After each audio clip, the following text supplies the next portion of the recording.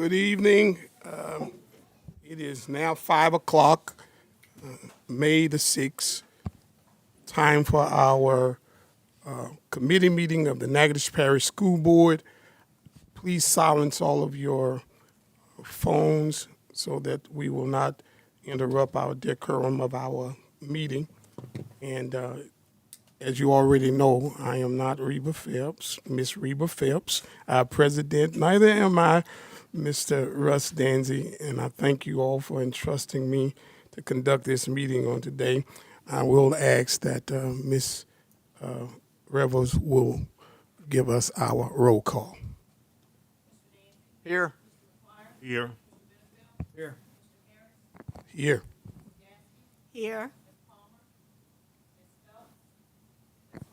Here.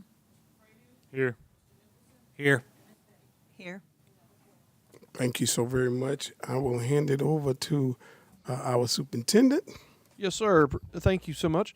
So I have a little superintendent report tonight, and we're going to quickly get to our young ladies in the audience. But first, because of the week we are in, I would be out of line if I didn't first talk about the fact that it is Teacher Appreciation Week, which the majority of our employees are teachers, actually, and the job, as I was telling NSU's gold pinning ceremony yesterday for the graduates this year, I believe it's the best job in the world. I think it's also the job that deserves the most respect, albeit I am biased since my mother, my father, my sister, my brother-in-law, my wife, myself, my other sister for a short time period, and then other relatives who are more distant are teachers. But I just think they do an amazing job, and they create all other jobs. So we have a lot of cool things going on. We have cakes going out this tomorrow, which our board members are delivering. We have lots of businesses in town and different folks who are contributing to different, almost every day, everyone's getting fed. I saw the mayor brought donuts to all the city schools today, so that was cool. And then, of course, some of the board members, myself, and some of the directors will be subbing next week. So something I just look forward to every year. No, no sarcasm there. But with that being said, so if you see a teacher, thank a teacher. And I did look up that, there's a bunch of different groups being celebrated during this kind of time. So if you see a school employee, tell them thanks. So without any further ado, we do have a group of young ladies in the room today who did something that, I'll be honest, I didn't even know existed until I saw it on Facebook, and that is they won a state championship at the junior high level. I imagine had they had a better coach, they would have gone to even greater heights, but the budget as it is, we had to just get a volunteer. But with that being said, I'll throw it over to Mr. Fredu, and he'll introduce and talk about his state championship winning Middle Lab softball team. All right. So there is a state championship tournament in Monroe that happens at ULM, and it's been going on for several years. We found out about it last year, but we weren't able to get in it. It was a little late. So we entered it this year, and these girls defeated the two-time defending state champion Bayou Chico Junior High. They defeated them in the finals 3-2. It was a very close, intense game.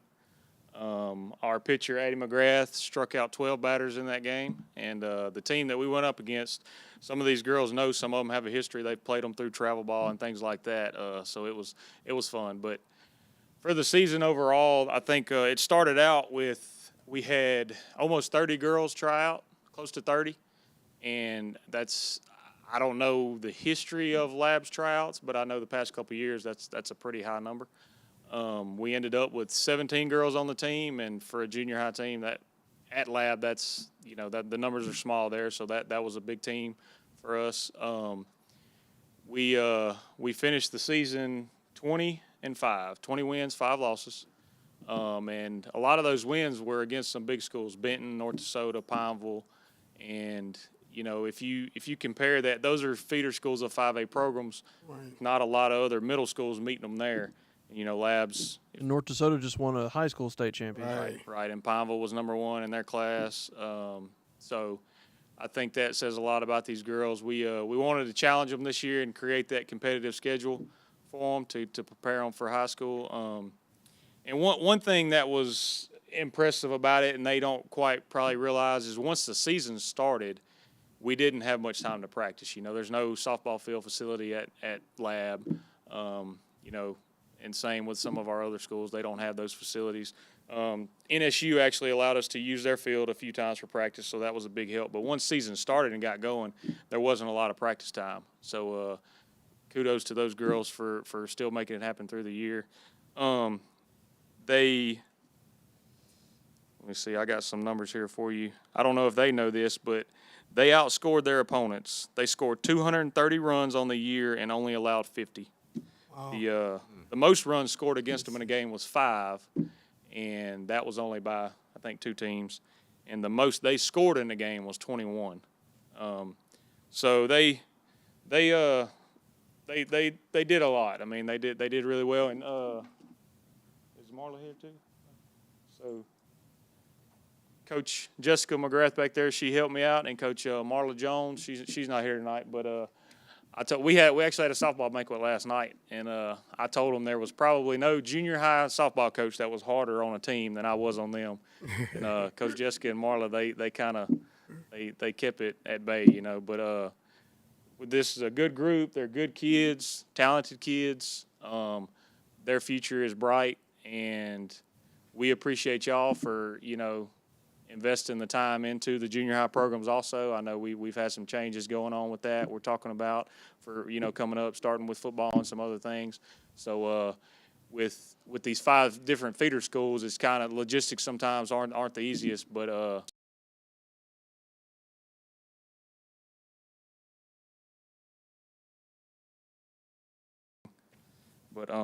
y'all got anything y'all wanna say? At practice every day, they were like, "Hey, can we close school? Can we do this?" They always had a wish list of things. I don't guess they have that now, but we're missing some of them. But I'll call their names when I call your names, girls. You can stand up, and then we'll go up and get a picture. But Miss Kate Proctor, Brinley Smith, Ava Fredu, y'all can stand up.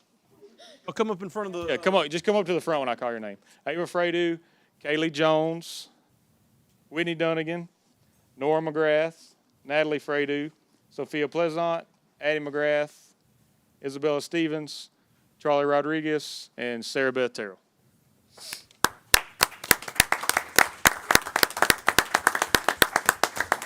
Parents, y'all can come take a picture too if y'all want.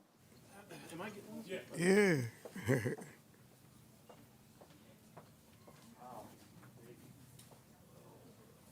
Move over, Terrell.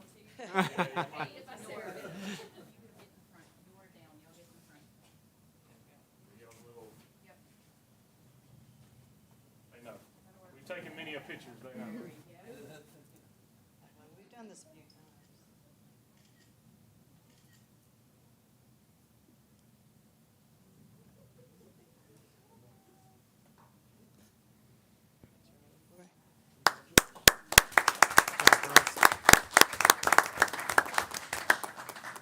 All right, girls, unless y'all want to listen to us talk about a lot of interesting things, y'all are free to go. That box is out there for your jerseys and stuff. And ladies, just so y'all know that we expect within the next, I guess, 3 to 5 years, a high school state championship now. So thank y'all so much. And you know, if the past 2 years, I had no clue that Mr. Fredu was so interested in softball. I had no idea. Baseball and softball, that's his thing. I know. Yeah. Never realized. So moving on with the rest of the superintendent report. Really excited. Thursday night, Miss Brooke Williams and her staff is going to have a Goldana night at their school. And then the following day, students who sign permission slips will be able to go to the school, go through their entire schedule there, eat lunch there, and experience what it's like to be there. I, unfortunately, I had planned to be there for Thursday night. I won't be there because that's the night that we have some personnel conferences that have been scheduled now for a while. Testing will wrap up 98% of it this week. We have a few makeup days, but very few. So for the most part, LEAP testing should be, you know, for all intents and purposes, over by Friday. Thursday and Friday, we sent an email out to principals, and we've been communicating a lot with the timeline of all the staffing changes in regards to the rebanding and Goldana closing, which we've communicated to staffs as well. But Thursday, we will be meeting with administration to tell them where they will be. And board, y'all will know, they will know Thursday, you will know first thing Friday, and then Friday at 3:30, there's an automated email going out to all schools to tell them where staff is being placed with them, new staff, and then at 4 o'clock, every teacher from Goldana, East, and NGH will be getting an automated email with their placement. We're also sending out an automated email that morning to say, if you did not receive this email, that is by error and error alone. Everyone should have received, whether you're a custodian, school food service, et cetera, et cetera. If you did not receive an email, then you need to respond to Dr. Eloy's email, and we will have that fixed by Monday. It's an error. We've actually run tests of this. Everyone should get an email, but you just never know what might slip through the cracks. Also realize that, and they've been told this as well, if people aren't pleased with their placement, then they do have the ability to transfer within the next 3 weeks, assuming they have a school that wants them to transfer to them. But all of this has been relayed multiple times. So if you get any calls, just give us a holler and we'll tell people what they need to know. Graduation start next week, Thursday, May 15th, 7 p.m. at Lakeview for Lakeview's graduation. Really excited. They're going to have it on the football field. We've checked the 10-day forecast. It's looking good. We're also doing a lot of cleanup out there, so it should look pristine. But I think it's going to be really neat to see that sun going down over that beautiful field and them having an outdoor graduation. The following day, May 16th at 7 p.m., we'll have Natchez Centrals at Prather. And then due to some scheduling conflicts, NPTCC will have their graduation the following Tuesday, May 20th at 6 p.m. at the Event Center. They usually have a Fredericks, but that was booked up this year. Some good news, I shared with you last month that the MLK Head Start, things were starting to move with that. Mr. Wascom actually met with an appraiser this week that was sent by Bessie. So they are in the works of having a full-blown appraisal, which means they'll be able to have a listing price. And I actually asked the gentleman, I said, we know it has asbestos. We know it's in awful shape.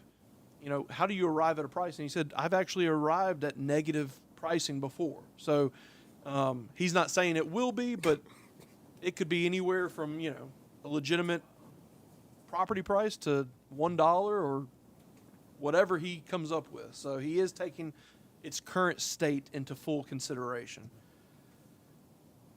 Moving to a different Head Start discussion, I want to sing the praises of Miss Sarah Rachel and Miss Ramona Winder, especially Miss Sarah Rachel. I think by their admission, she did the bulk of the work. They were able to get a Head Start grant proposal into the system, and I think full time, it took them a month, and typically these things take much longer, but we found out about it late, and they were able to deliver, so they did a lot of work for us, and we're excited. Apparently, we should know by July if we won that grant. But regardless, I looked at the proposal. It was very strong. And Mr. Wascom also helped craft budgets and things of that nature. So really exciting stuff, and think we could have some real positive benefits if that gets awarded to us. So that concludes my report for the committee meeting for May. If you have any questions, I can entertain those. Thank you so much. Yes, sir. Is JAG? That's for next week. Okay, next week, okay. We also, I believe, we also have scheduled Miss Sabrina Essex to come because she was the LPB student hero. Okay, Yeah. all right. Move to monthly budget report.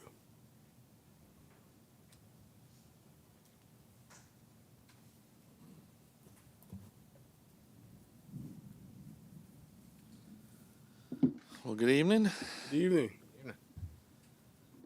Okay.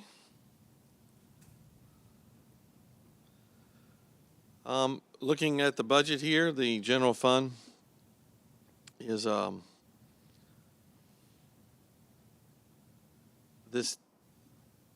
this money that showed up last year at this time, that's a little higher than this year, will be caught up in next month's budget. They'll all even out. There was an influx of money last year that showed up sooner than this year. You'll see these numbers even out next year. I'm still still so far think everything is still moving good. You will notice though that the revenues, as expected, have dropped a bit, but it's still in line with where I expect everything to be, and for us to still be in good shape. The child nutrition. I don't want to steal your thunder there, but we are showing a positive $233,000, and she has her largest month actually getting ready to post here. Next month it should even look slightly better. So you might remember over the last 2 weeks, child nutrition has spent a lot of money in replacing equipment and things. We have not really had a lot of those expenses this year, which is part of the reason for this. But overall, it's also an efficiency of the team they have.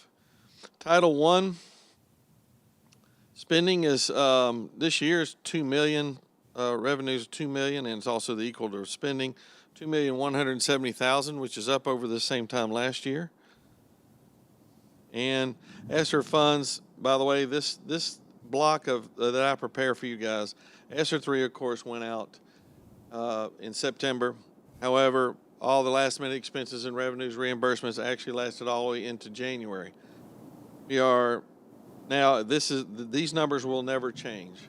So when this year concludes, I'm gonna no longer present the ESSER 3. It's irrelevant at that point. But if the board wishes me to show any other type of funding as a special area here, I'd be glad to do so.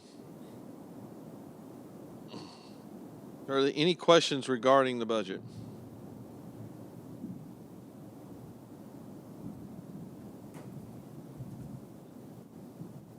Would the board be okay if I went on, it's number D, and go ahead and present the sales tax report? Would that be all right?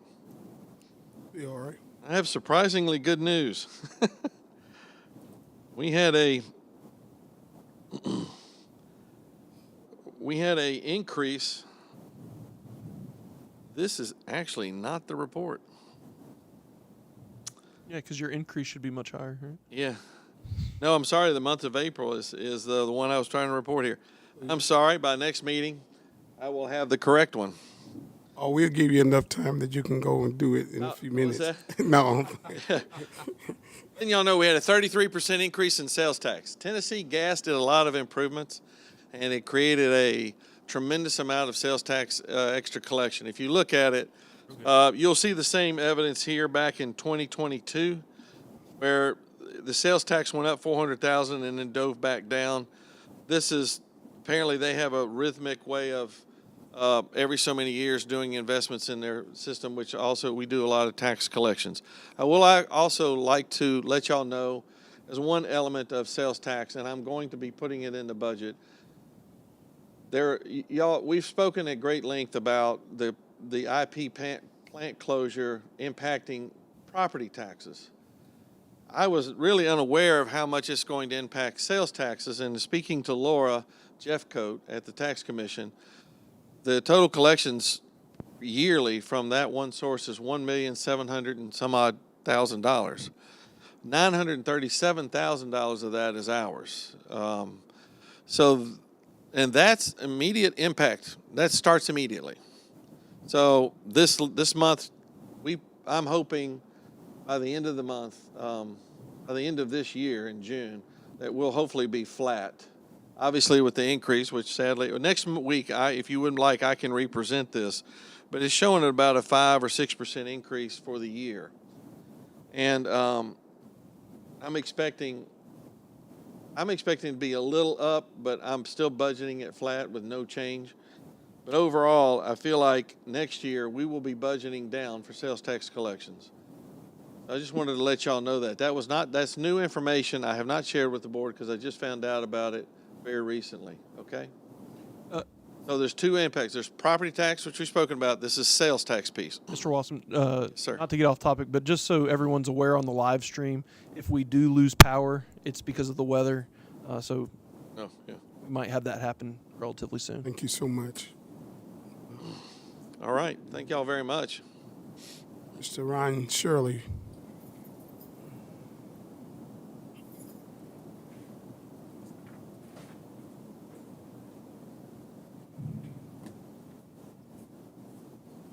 Good evening. How are y'all? Good evening. We've had a very busy month. We've had a lot of life safety inspections, different testing on our fire alarm systems, fire extinguishers. We've been preparing for our upcoming move, which has been taxing at times, but we've just been extremely busy. Had a lot of AC issues when we got to digging and doing our PMs and our ACs and on our coolers and freezers. Just a never-ending battle with those. Other than that, that's about all we've had this month. Is mostly AC inspections. It's been tough. Anybody have any questions? I noticed the lift station isn't on here. I'm assuming because that's new information. Yes, sir. That's been about a week or so, but it is on there. The price came in today. I've got the requisition filled out to bring to him tomorrow, so we should have a PO going pretty soon on that. Timeline on that. He said about a week or so. Should be able to get the stuff in, and then he can get started. Thanks, sir. Ms. Shirley, just so that it goes on the record, because somebody asked me about the canopy. Yes, sir. We are digging into that battle. Me and Miss Brooke have went all the way back to 5 years ago, or actually Maybe 6 years ago, yeah. when one company run over one side of the awning. Right. Well, Mr. Waskop is now looking to see if we got any insurance money off of that. Well, a little over a year ago, Ferris ran into the front part of it. He is also digging in to find out what's going on with that. Well, as recently as 2 weeks ago, Coca-Cola decided to take out the other side.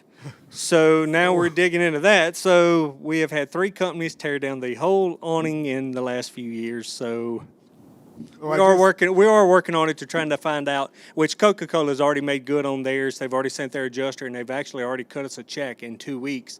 So we're going back to look to see what we can do. And we're going to have to raise the height of that when we put it back, because it hasn't been just an 18-wheeler. We had an 18-wheeler run over it, we had a box truck run over it, and we had a book truck run over it. So, yeah, it's been a wild ride out there. It must be for something Fairview. we need to do. Lift Well, it you or know, we something. just got Lakeview fixed, I think this week or last week, from Ivan Smith tearing the front of it off, delivering some that one. furniture. Yeah, so I don't know what happens on that side of the river, but everybody loses their mind when it comes to canopies and They're free. overhangs. All right. Anybody else? Thank y'all. All righty. Personnel? Miss H.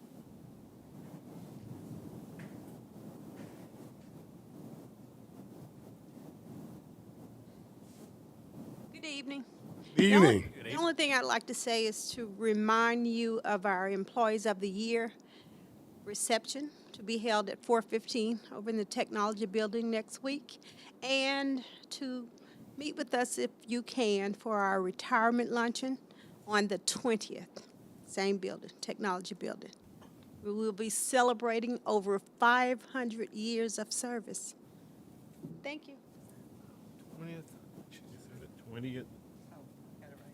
You have an RSVP on your email. Yeah, I saw that.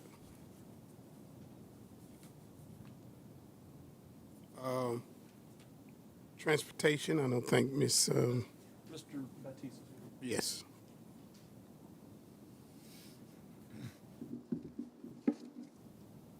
Good evening.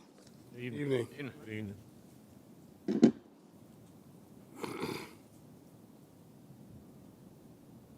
It's been about 2 months since I've started, and this will be my second opportunity to speak with you all. So I'd like to give you an update as to where we are thus far in my tenure.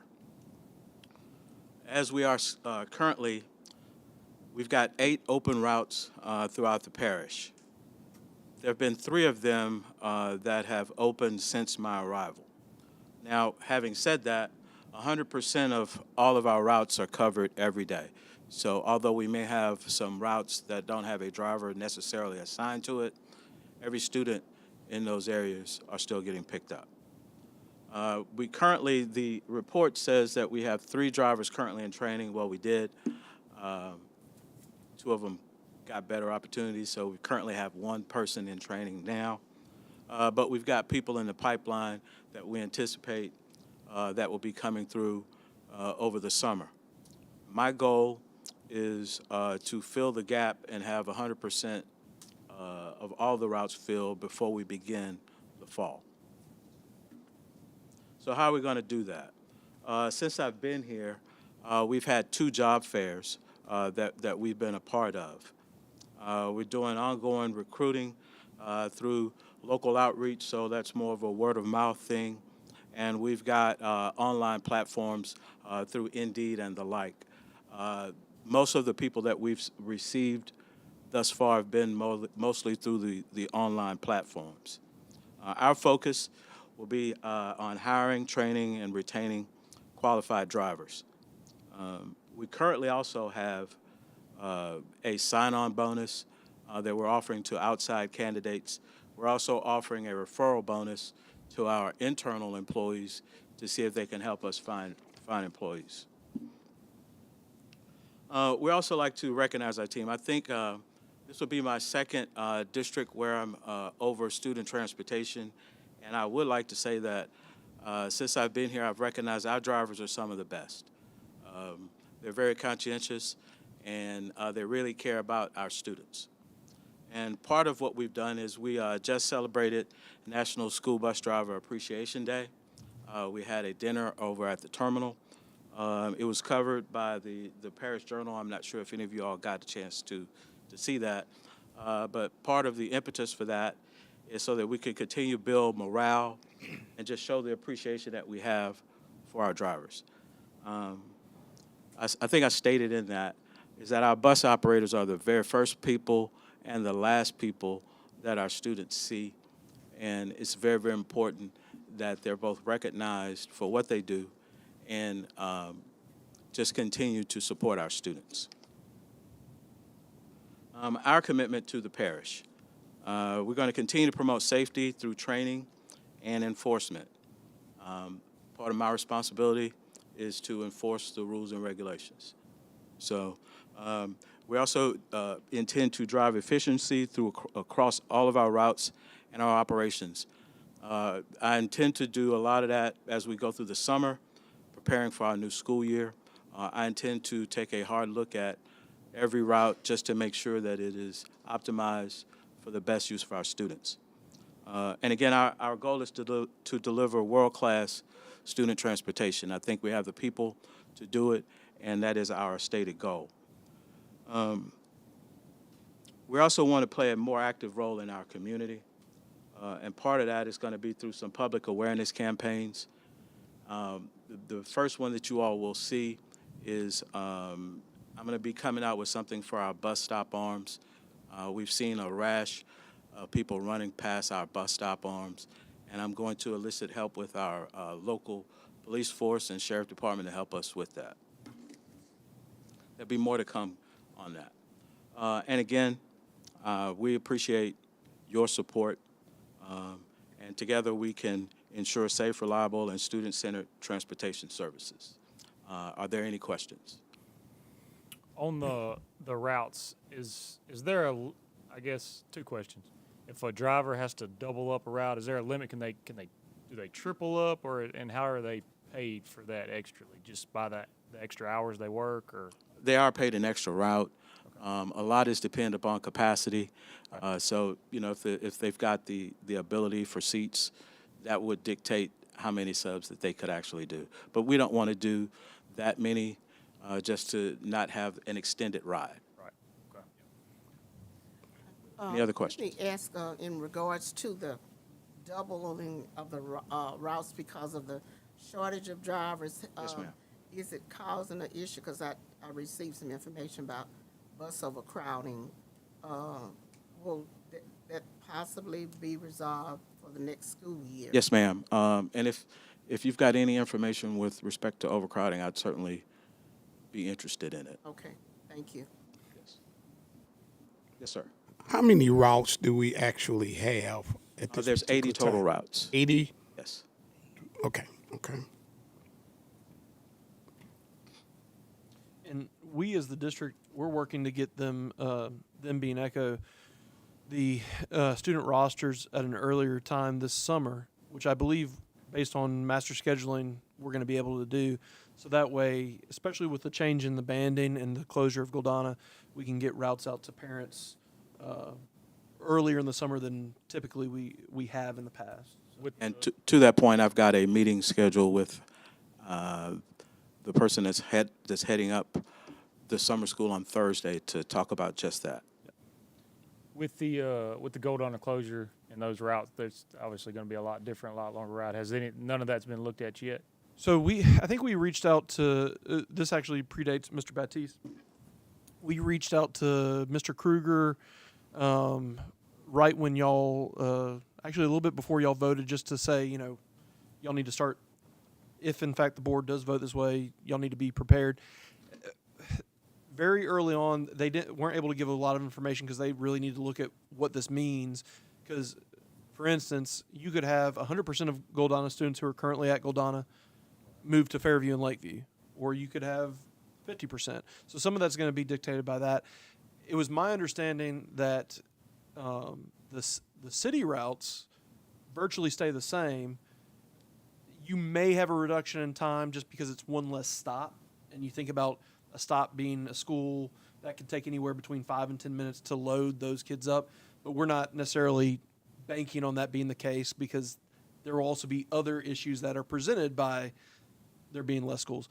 With the Goldana piece, I think there's currently 4 Goldana routes. Yes. And so the belief that I had, and this is 2 months ago, so Mr. Baptiste, if I'm speaking incorrectly, please correct me, but basically those same routes would still exist because those same routes would now be going just to a different location. Is that correct? That's pretty much in line. But they'd have the same, it's just they're going to be going a different place, essentially. Thank you. Any other questions? Thank you for your time. Right, nutrition.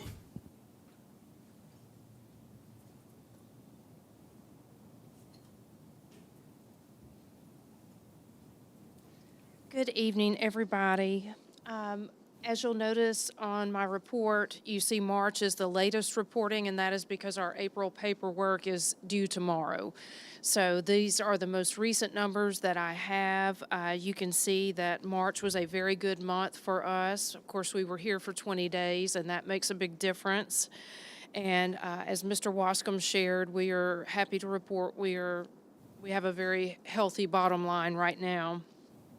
We're feeding about 81% of students who are present every day. Of course, that's what I like to go on, is if they're there, are we feeding them? So about 81% of our students.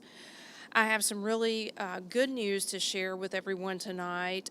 For the first time next year, our whole entire parish will qualify to participate in CEP, which means all of our students will be receiving breakfast and lunch at no cost if that is their wish. So our lab schools are now included in the entirety of the rest of the parish. So that is great news for us and for students and for parents. It is. There will, in fact, eLab next year will also have breakfast for their students because that was a requirement of being part of CEP. So they have known about this. Ms. Coleman and Ms. Holland, our manager there, have known about it before anyone else, and so they have a plan in place and will be ready to roll when we get to the 25-26 school year. Lastly, I'd just like to thank all of our staff members who have worked so diligently this year. We've had a great year in food service. We've had a lot of people working short, like everywhere else. We faced some staffing challenges. And last week was School Lunch Hero Day, and they were well celebrated, it looked like, on their campuses. So we thank them for their hard work and dedication this year. You guys have any questions for me? So, thank you. I'd like to say thank you because Yeah. largely the CEP announcement is something you've been working on for a while now, and, Right. and Yes. you and your folks have led that charge. It's not something like anyone here asked you to do or really helped you with, besides maybe some information. That was something you Miss just took Theus, on. I really have to thank Miss Theus and her team Yes. because they provide all the information that we need to pursue When I say that. us, I really mean me and like. You and you. I think he's trying to say it didn't just happen by osmosis. You put yourself in it. Thank you. Yeah, thank you. Yeah. All right, Ms. Palmer. Okay. Finance, Facilities, Services, and Insurance, 5A Resolution for 2025 Tax Levy. Mr. Ross. Okay. Once a year, we have to approve the tax levies for the coming up. This is talking over everything, what we have in debt service reserves and lengthy discussions with Brennan Black with Foley and Associates.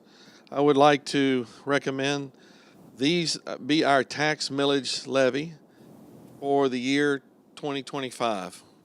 You know, the November 2025 when they put them out. So constitutional tax, there's no change all the way down to, you'll notice the consolidated school district 7 special Goldana has been zeroed out as in line with the rule that if we were going to close it, that would be at 0. Okay. All the other BRE taxes are the same except for I made an adjustment in District 10. District 10 is the Marthaville district. Their reserves are very healthy. This 15 mills is lower than the 20 mills, but we are currently at the end of this year, be about 3.4 million in reserves. This still collects more than we expend each year, but we'll only grow the reserves. Instead of growing them by 450,000 a year, we'll only grow them by maybe 100,000 a year. So this is my suggestion. I haven't spoken in detail with Micah, but I'm willing to discuss it. We have the authorization to go up to 20 and maintain that. This is just the suggestion that Brendan Black and I would like to make to the board, and the just did not want the reserves to get too high. Because technically, without any capital projects, as y'all know, many of y'all know, have seen pictures, the cafeteria has been remodeled, and a lot of the buildings have been fixed. So the deal is, I don't know any major capital projects coming that we would need more than what we have. We have about a 7-year reserve in operational BRE needs at Marthaville. But I'm willing to discuss that, and we can keep that. So that is the option. That's the pleasure of the board. With the bond issues, District number 7, we had a negative in reserves due to a mistake that was made some years ago. This was 8 mills. I would like to raise it to 5 mills to erase the deficit and to put us into a bit of a reserve. Next year, based on the changes with the plant, that number will go from 13 to 20, based on my estimates at this time. District number 8 goes down from Russ, actually, that's your old district. It's not District 11 includes you and Emil, but this brings you from 22 down to 20. Okay, we have enough in reserves to be able to lower that a bit. And District 9 stays the same as last year. So a few little changes going on here. Were there any questions with our recommendation here?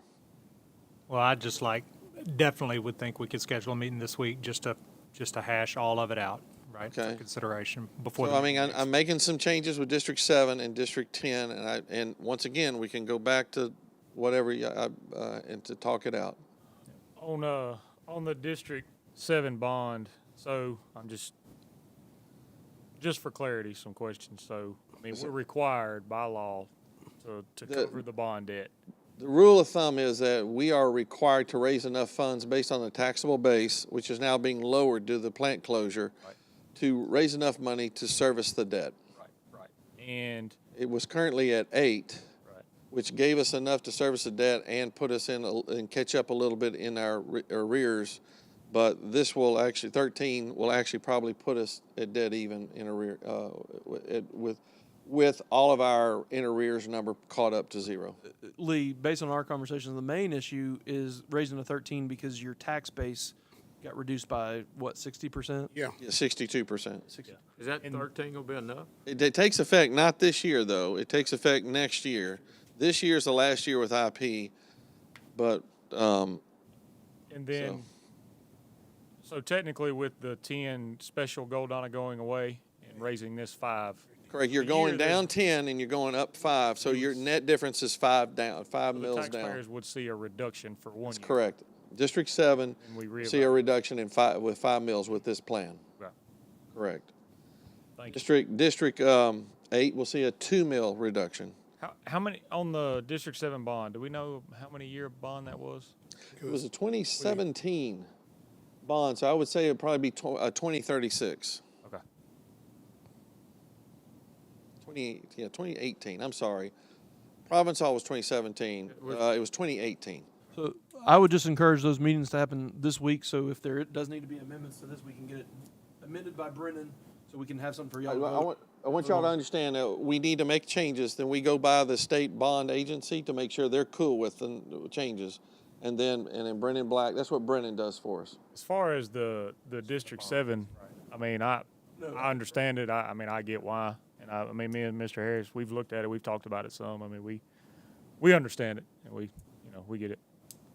I think we were just trying to make sure we go on record because of the fact that we've got people Right. that ask questions. And- So we got it on record. And we want to make sure that we do have enough at 13, do we service that bond and things like that. Right. Okay, that's it. Thank y'all very much. That concludes finance. All right. Personnel, again? I'm sorry, these are actually my items under personnel. Yes, I guess they could have gone under executive, but I felt like they were. So I feel like this is the what we've been talking about all night is the IP closure.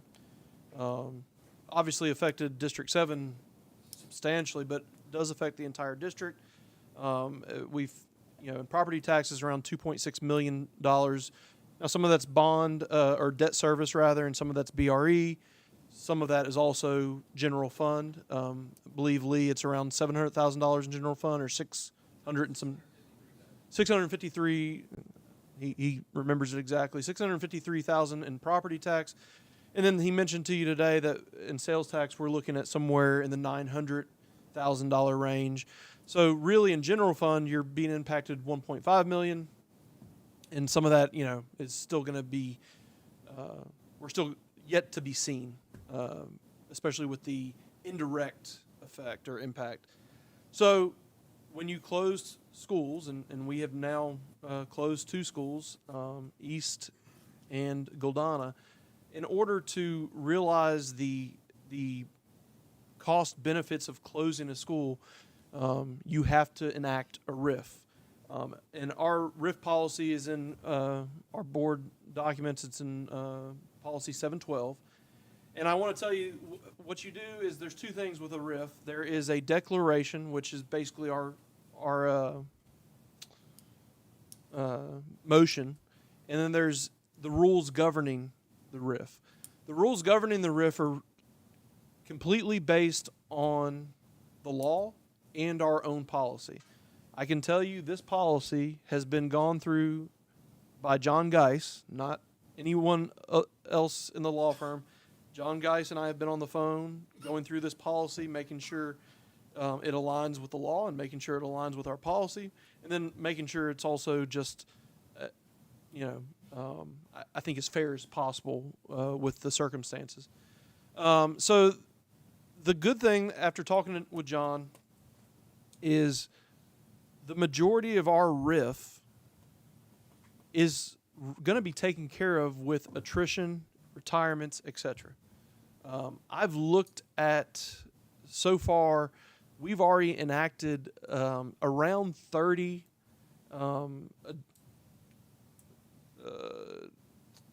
slot removals. Those 30 have already been done without anyone losing a position, no one losing their job. For instance, Miss Hicks has 6 positions she's losing based on the school closures. But thank goodness, through retirements and people moving on, no one's losing their job. But there are some positions that we're going to work our hardest for that still to be the case. But I can't say that's the case when you have your largest taxpayer in the parish up and leave on a day. I can tell you from a moral standpoint and from a I don't want to lose sleep standpoint, I know this is essential. It has to happen. But we're going to work tirelessly to make sure the smallest amount of individuals are directly impacted. So, why a RIF? I have taken some notes because y'all know I like to talk from the heart, but I think this is so important. I wanted to make sure some things are consistent and everyone's aware of. It's not our first step. We're addressing the majority of the staffing reductions, as I said, through attrition, retirees, resignations. However, attrition alone is not enough to offset the scale of the financial loss we've experienced. To achieve meaningful recurring savings, we must reduce staffing levels in areas where attrition won't necessarily occur. When you have a school closure, the district's closing 2 schools, you have to recognize those operational costs. And so without a RIF, the personnel costs tied to those schools would remain, so we would be double encumbering ourselves in positions that there would be no need for it. So you'd be closing a school and keeping all those costs stagnant, which would be so ridiculous for closing a school because you would have done nothing after the fact. A RIF also allows us to align staffing with the new school configuration and ensure those closures actually reduce those expenses. Our approach is that we're committed to a fair, transparent process based on board-approved criteria. So I asked the board to go through this line by line. I'm not going to read it to you because I think, I trust y'all's professionalism and intelligence. But it is important that you agree with every one of these bullet points. Our first goal is to protect classroom instruction first and prioritize student essential services. Affected employees will receive support and they will be considered for future vacancies. But we will, if there needs to be a transition, we will help them through that transition. And then bottom line, when the rubber meets the road, a RIF is a strategic, necessary response to, if you add those 2 big numbers up, we're talking about $3.6 million. Well, I'm sorry, $3.5 million. So we have to look at every avenue to be able to recoup that. And, our priority remains fiscal responsibility and not impacting the student experience. And that the final thing I'll say before I entertain questions is we're doing this without also increasing classroom sizes, really. There's been in the places where we did increase classroom size, we're talking about maybe 1 or 2 students. We still have schools that are going to be looking at sub-20 classroom sizes. A few areas where that's not the case, but there's a few areas that's always been the case. But, everywhere I had the team go through and look at this, but I had 2 different teams look at it. I had the financial team and I had the teacher and learning team. I can tell you every single time there was a disagreement, the teaching and learning team won out because we believe we can do this and do it well fiscally, but we do not want to stop this momentum we've had for the past 4 years. So I'm asking you at the end of the day to declare a RIF. I would enact the RIF in the month of June, which leads us into our next discussion. But I want to answer any questions about the RIF before I jump to the next agenda item.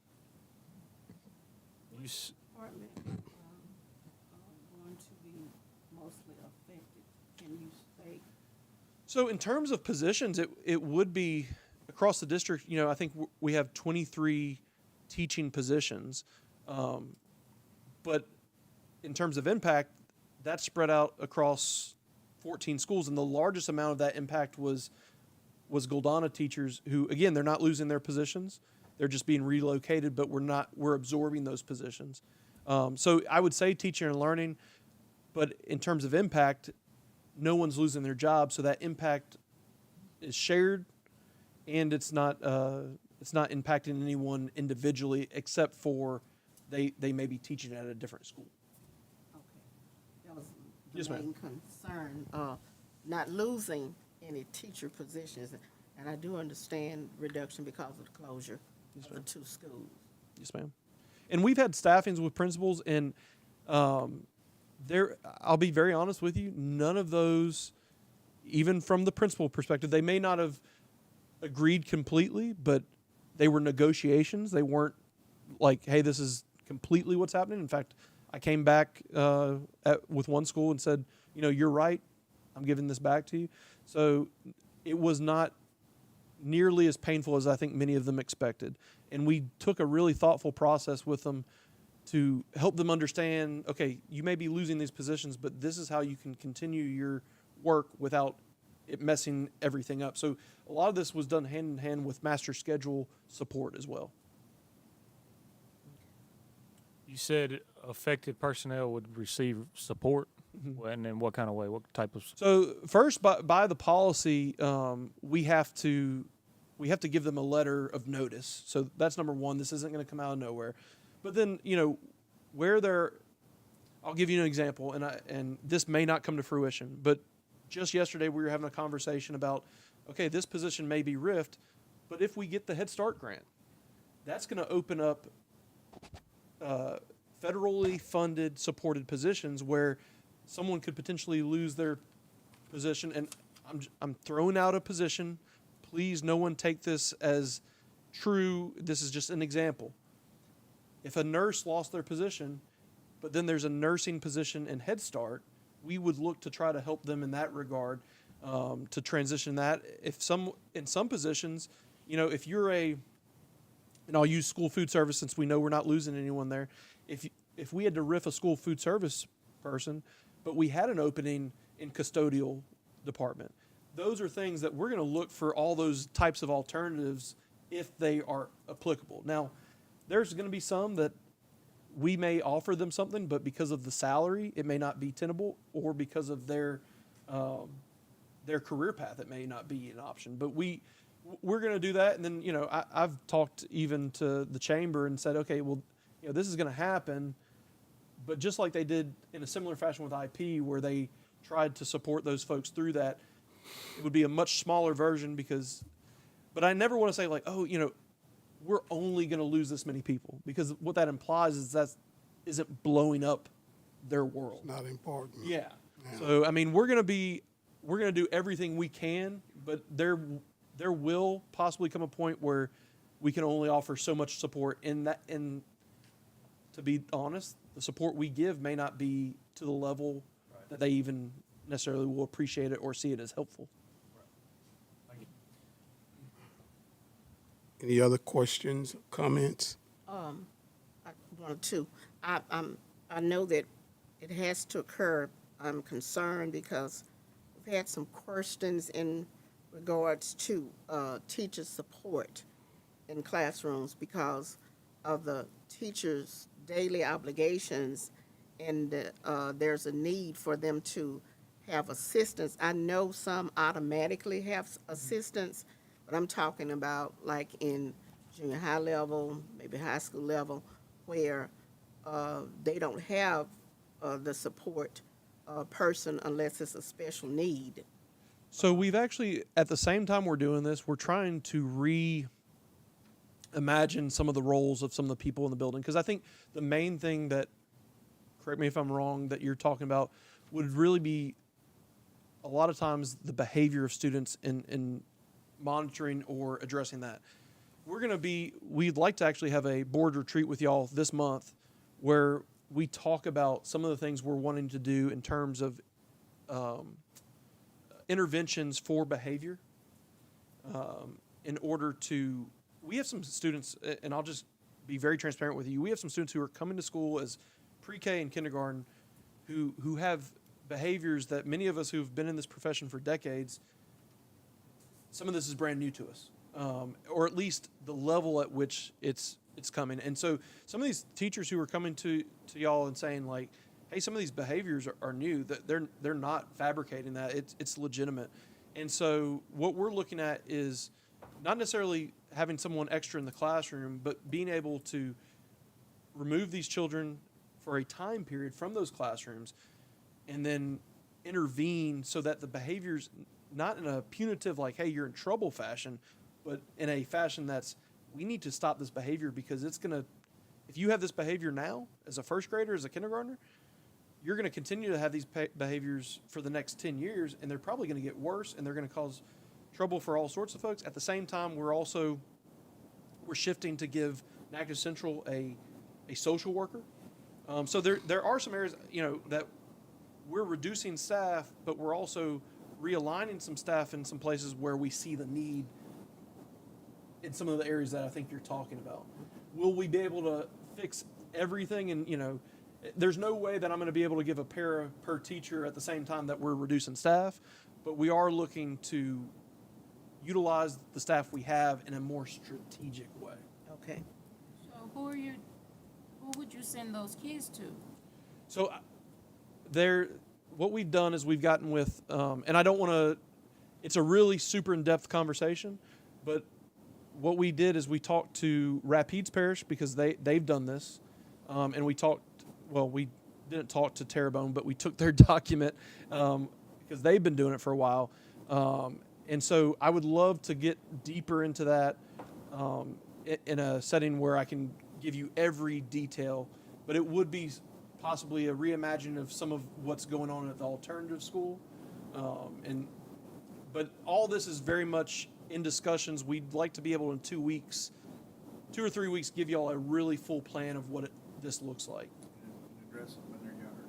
Yes. While still, and we're going to look at some of the things. Ms. Ingram has some stuff in the student handbook that we have to address some things differently with behavior.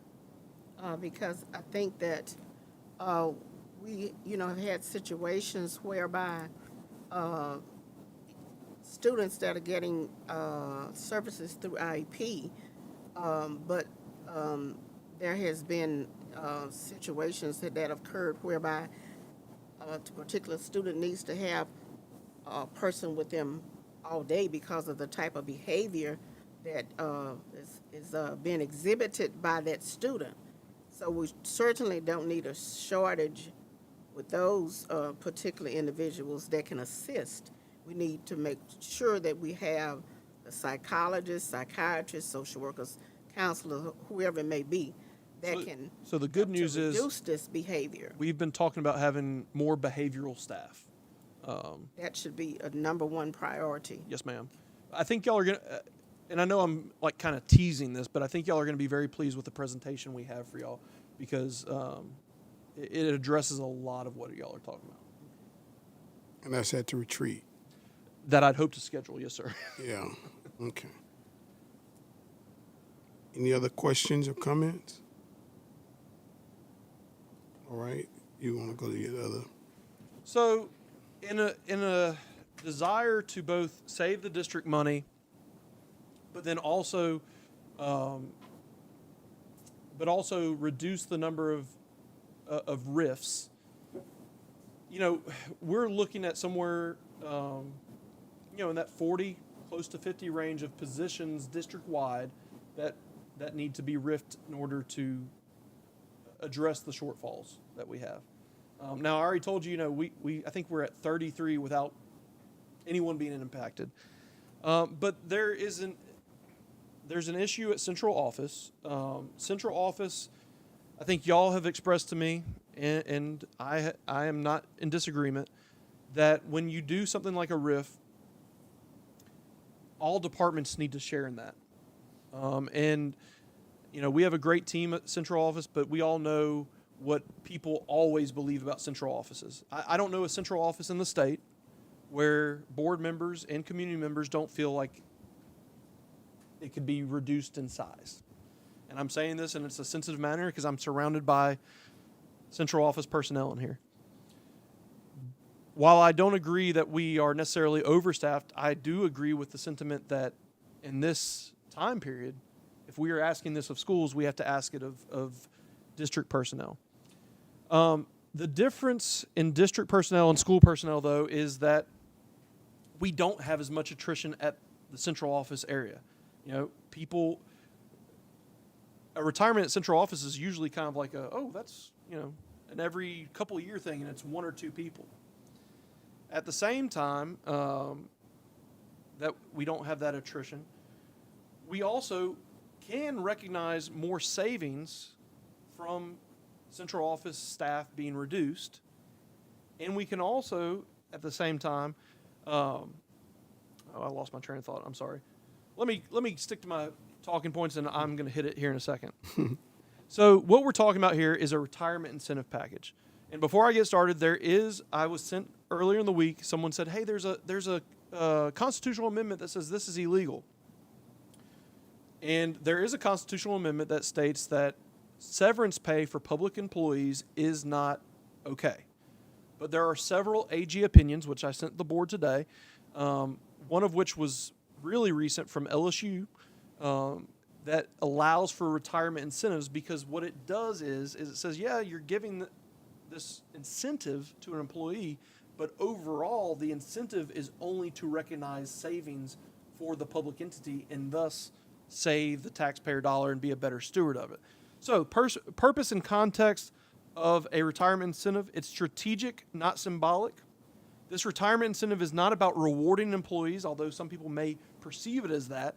It's a targeted fiscal strategy aimed at addressing budget constraints without compromising essential operations. As I said before, unlike school-based roles, central office roles, many central office positions are highly specialized, mandated, or grant-funded, meaning they cannot be reduced through attrition or traditional RIF methods all the time. It also helps us to unlock opportunities. The incentive is a way to open up space in part of the organization that otherwise experiences little natural turnover. As far as fiscal responsibility, we believe that we have the potential to save over $1 million yearly.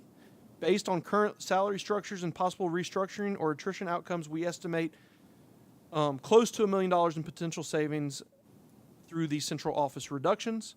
It's an investment with a return. It's a one-time investment that Lee has said that, that one-time investment we have a cap of $400,000 as the budget, designed to generate long-term recurring savings through lower replacement salaries, job consolidations, or the complete elimination of the selected positions. It's a proven strategy. We know of at least one school district that's done this in the past decade. We also know NSU did it with success 2 years ago. LSU, I think, is currently doing it. And then the private sector does it all the time. These incentives are a more strategic and less disruptive alternative to forced reductions or cuts. The question may be, why are we only offering this to central office and not teaching staff? Because it would actually do the reverse with our teaching staff. With our teaching staff, we'd probably have a lot of people take it, but those positions that we saved through attrition, we would now be paying someone to take the attrition, and so it would actually kind of impact us negatively. Plus, those teaching positions we have to keep. And so you might say, okay, well, what if every teacher you gave this retirement incentive to was 30 years and every teacher you hired was 1 year? We would potentially see savings there. I cannot guarantee that. Also, the knowledge and skill that you would lose in that process would cripple the district instructionally. And certified. So different structures require different solutions. School-based staff positions already experience regular turnover, allowing for cost adjustment through the attrition. Central office doesn't offer that same flexibility, and this approach enables us to reduce central office costs while maintaining compliance, grant management, accountability, and support services through these critical structures. And in conclusion, sorry I was so formal about this, but I felt like it needed it. The proposed retirement incentive is a strategic cost-saving measure tailored to the unique realities of a central office and the unique realities we are experiencing now because of IP. It could produce over $1 million in sustainable savings in conjunction with the RIF, would get us to that close to $3 million savings. And this is a practical, proven, and responsible approach to managing long-term budget health and protecting core district functions. If you would pass this, it would begin on May 14th. Letters to all eligible staff would go out with their projected retirement incentive. They would have a 25-day period to consider it and also to contact TRSL. And then we would go from the retirement incentive to the RIF, and that would complete this entire strategic plan. Do they have to take it? No, ma'am. It's in fact there's a thing that has to be signed, and you'll see this in the AG opinion on your email that has to say that no one was coerced into it or anything of that nature. So if they don't take it, they get reassigned somewhere? There is a possibility that if some of these positions we have to have by statute. But some of these positions, if someone wasn't to take the retirement incentive, it's a possibility they could still be RIF'd at the same time. And I hate to use that as a verb, but that's just the truth. Do you have a number of employees? We have it capped at 15. The number I have in my mind is somewhere between 10 and 12 central office reductions. I think what that does is it's in line with what the rest of the district is doing in terms of this savings, and I think it's both fiscally responsible and it's politically what the community, I think, expects us to do. So are these people with the years and the age? Yes, ma'am. So what we did is we contacted TRSL and we got with our retirement specialist, and the only people who will receive the email are people who are either old enough to receive it or they have at least 20 years. I'm sorry, what was that, Lee? 22 people are eligible in central office, but central office does include pupil appraisal, maintenance, staff, etc. And are these positions that are needed So- for central office? In the sense that they are needed right now, but what would happen is some of the positions we would say that we can do without, just in general. And some of the positions, what would happen is we would transfer responsibilities. But even at that place, if we transfer some responsibilities, say all of a sudden, Ms. Kanika gets a whole bunch more, there'd still be an ability in this savings to address the compensation of those employees who are getting more, but not do it in a way where you're still having hundreds of thousands of dollars in savings, but not overloading the employees who are still with us. So this is central office across the board. Yes, ma'am. So those people that get the new responsibility pay will change, maybe.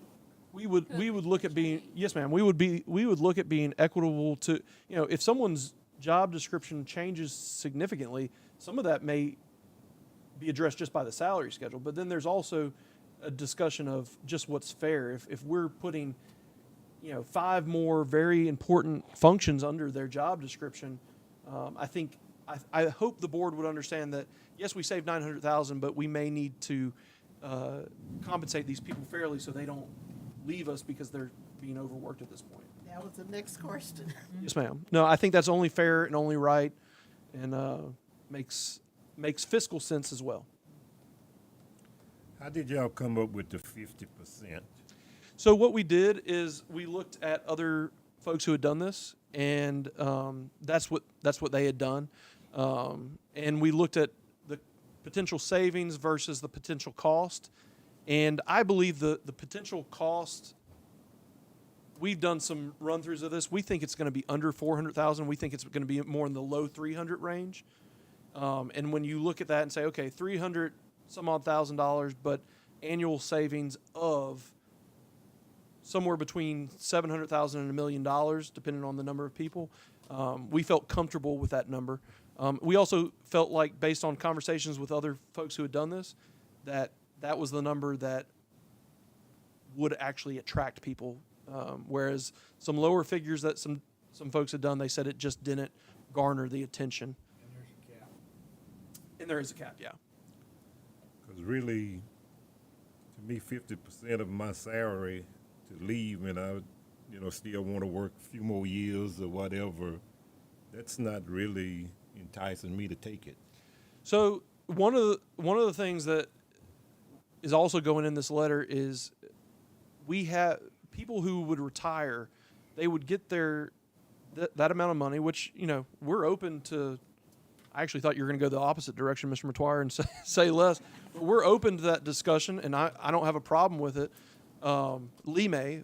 But the other thing that folks would be receiving at the same time is they would be receiving their 25 days of sick leave, and we do not currently have a cap on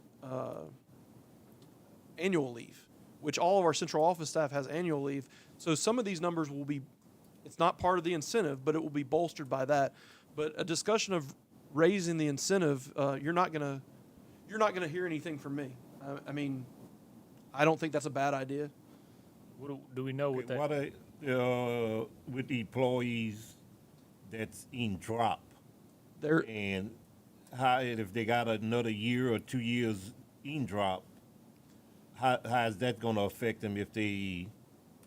So when I talked to John about this, people who didn't drop are eligible, but in terms of that type of stuff, we don't. He has told us, he's like, don't engage with that at all. Let them, and it says it in there, let them decide that with TRSL, because we don't want to get in the place where we told them, hey, you can do it with drop and it won't impact. They need to go sit down with TRSL if they want this. They need to do their own math. And do that. It doesn't need to be handled by us, because that could also look, especially if we screw up, then they could contend that we coerced them and they were penalized because of that coercion. They need to do their own due diligence. Because the main reason for drop is so they can get the max at retirement. That's right. Yeah.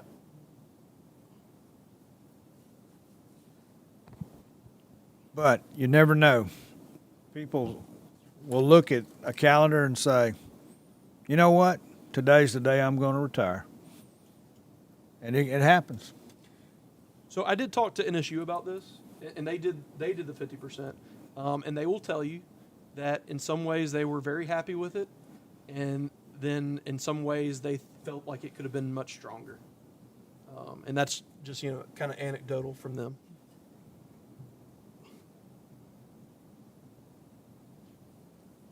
Any other questions or comments?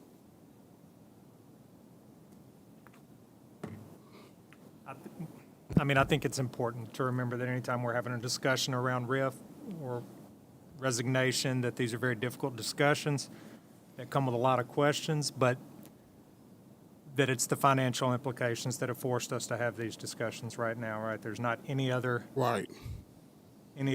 incentive for us to be having this discussion. It's simply because of the financial state that we're in. And I will tell you, after talking to Mr. Geis, that the amount of districts right now doing a RIF, I was very surprised by it. I mean, I constantly, every day for the past 2 weeks, districts that I had no idea, and I won't name any of them, they're like, what are y'all's RIF policies? And John has actually told us all that we need to do it. But some of the questions he asked me, he said, how many will be addressed through attrition? And his statement to me is, I'm very happy that a large portion of yours will be dealt with through attrition. Because it just is. In the districts where, they RIF, 20, 30 people, and 90% of that is not through attrition. It's just as disruptive as like the IP closure. You know, it's like a secondary. It's just the same thing that they just went through. The whole community went through, just in a smaller version of it.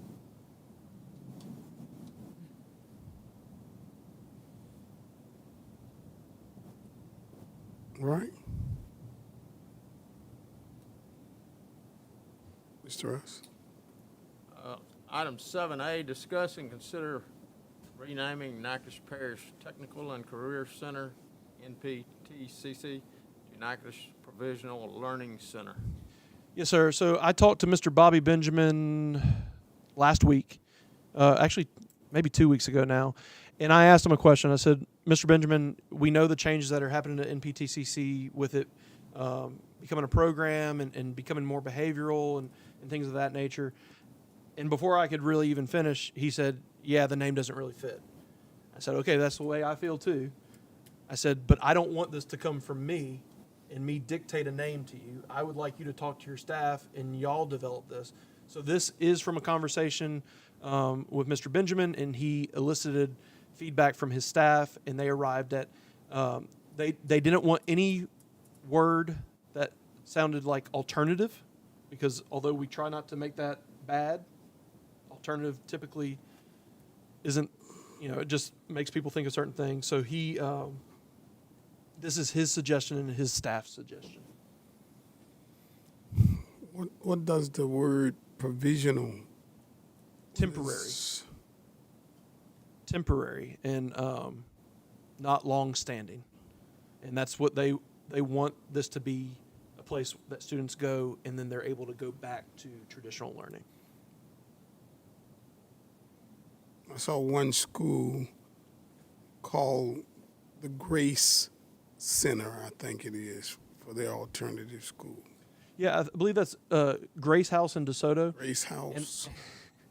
And that was actually came up in the conversation with Mr. Benjamin, and there was some reasons that they felt like that took on a tone that made students think it was not even a school. They thought it was like a, I don't know, like a facility.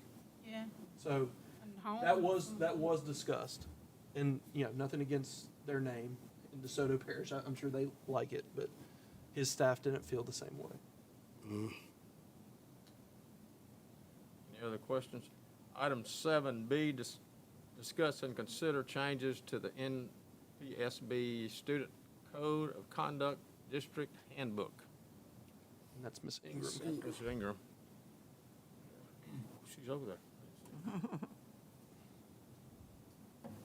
Always has to be patient. Hello. Hello. Good. How are y'all? Absolutely marvelous. Wonderful. Marvelous is good. Oh no, I'm supposed to leave that one. Okay. So I think you are all sent, or you all have access to it. I'm sure you've read it all in your spare time. So we'll just go through the changes. However, there's been some changes since those changes. So we'll kind of just, it's not many. So we're going to just kind of start, as you know, the changes are highlighted in yellow. In the beginning, it's just dates, names. On page Roman numeral 2, I can tell you that I would like to take out all of those. If it has a strike through, that means that we want to remove that. Roman numeral 2. Roman numeral 2, which is just the second page at the top. Our committee changes every year. Oh, yeah. Let me see if I can put this one up. See how those up there? I just want to, because it goes back to 2001. I just thought we could take off like the last 10 years, if that's okay. If y'all, I just thought that was a little It's much. going to get pretty roomy here in a few. Yeah, it's going to be, yeah. So I was just going to take that off. And then we go to page 13 as our next change. Actually, Mike told me to see if I could do it, but there's not much changes. Let me see, Mr. Wascom, I'm going to try to put mine on there. I'm going to try to whatever it is, screen mirror mine to the board because it's a little different. Mike's going to help me. Yay.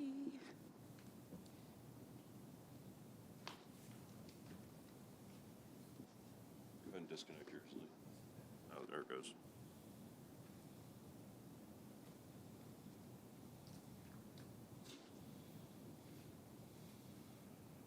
Is this in keeping with the policy we earlier approved? We're amending it a little bit Okay. to be tougher.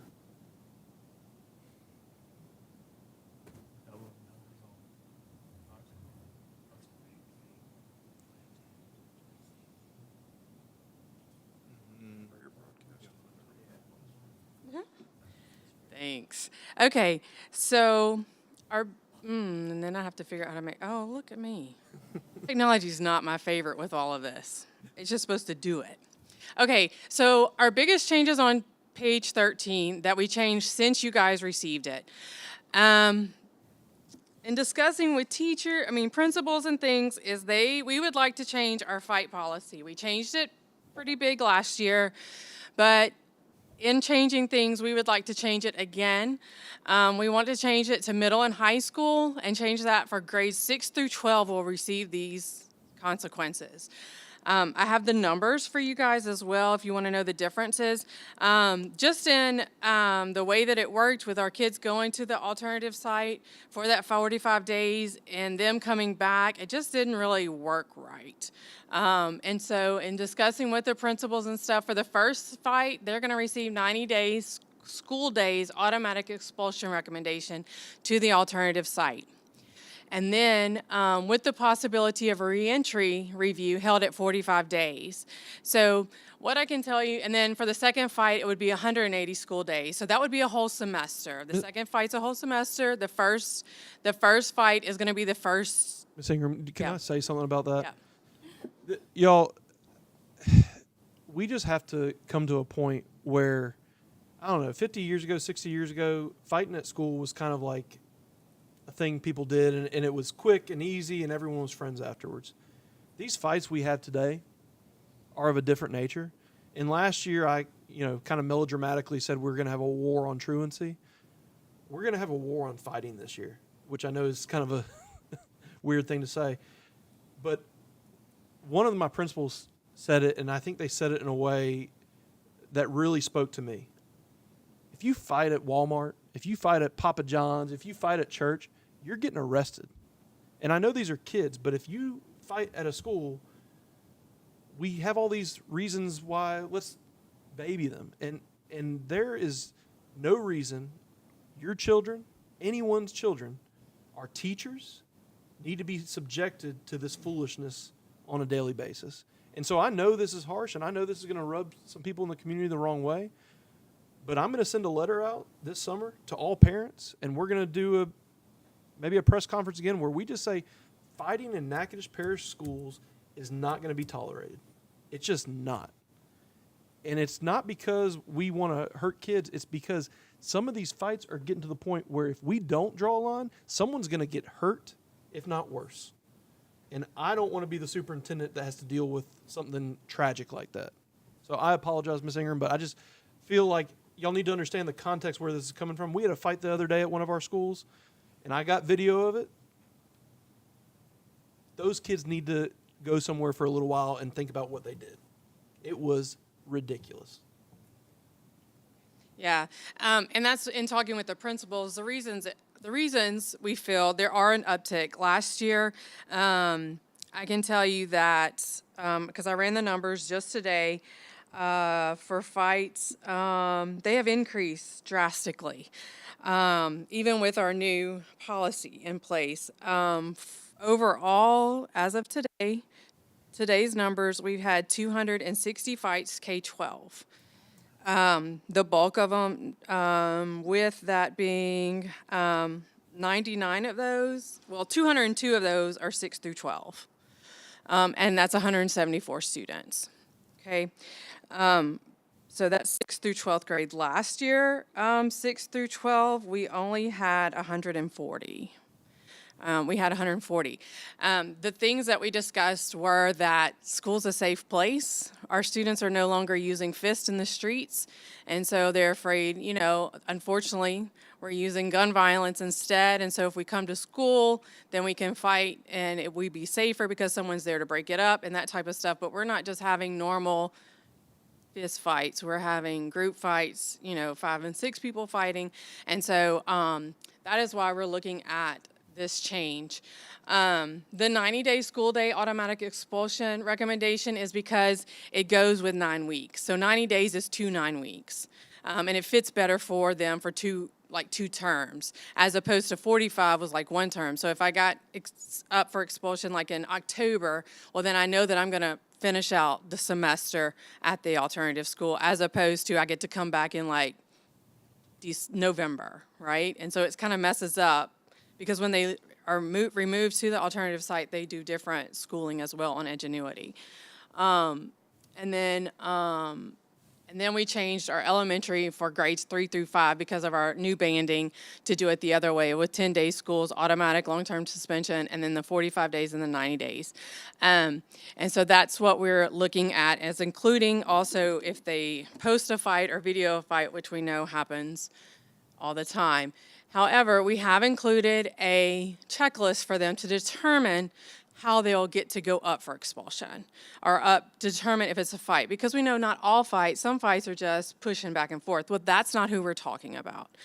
We are talking about, is it self-defense? Was there instigation? They have to check at least 2 or more of these above. Did it stem from a prior incident? Was it a premeditated fight? Because we know that kids over the weekend, and then they come to school and then they're going to fight.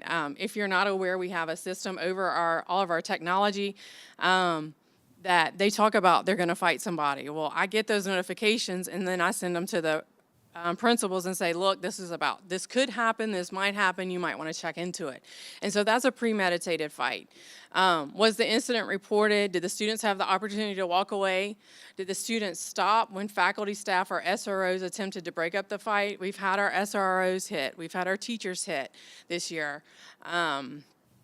Were faculty, were they intentionally hitting, wrestling, throwing, or physical contact of a school employee is automatically a recommendation if they intentionally hit. Now, if they're just trying to break it up, then that's different. But if they intentionally hit Mr. Nicholson, then that's different. If he was at the scene.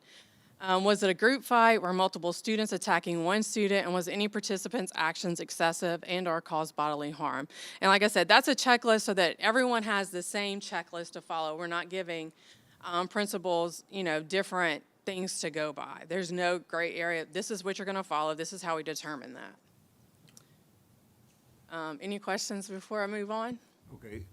With this fighting, that includes with busing on the Yes, bus? sir. Because I'm looking at down here with bus.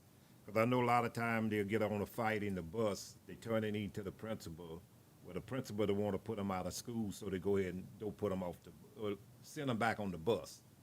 So if we're gonna do this in the classroom, we need to do it on the bus the same way, because fighting on a bus More is dangerous. 1,000 times more dangerous Right. than fighting at a classroom. Because at a school, you might have 1 to 10 people grown to stop it. Well, on that bus, you don't have but 1, maybe 2, because you got Right. got an aid on that. So I think the busing, when these bus drivers or the terminal down there turning in, they need to be put off that bus. Let the parents worry about how to get to school. Not because if we put them off the bus, they don't have a ride to get to school. Well, what we gonna do when they fight and wind up knocking that driver out and running the ditch and kill 10, 15 kids? Then what we got?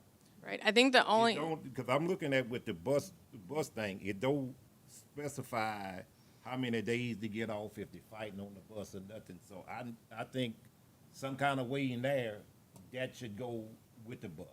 Okay. We can add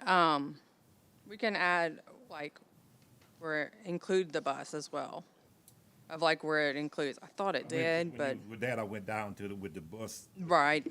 See if that was in with the. It's not with the bus.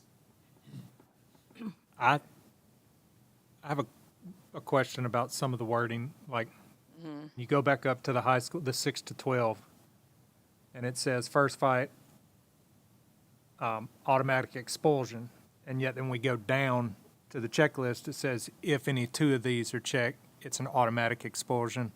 it reads two different ways, right? So Yeah. top, it pretty much sounds like first fight regardless of what, automatic expulsion. But it does say recommended, which is also something to remember too, because I did, like when you were making the statement, you said some of these fights. Well, that's a huge word, right?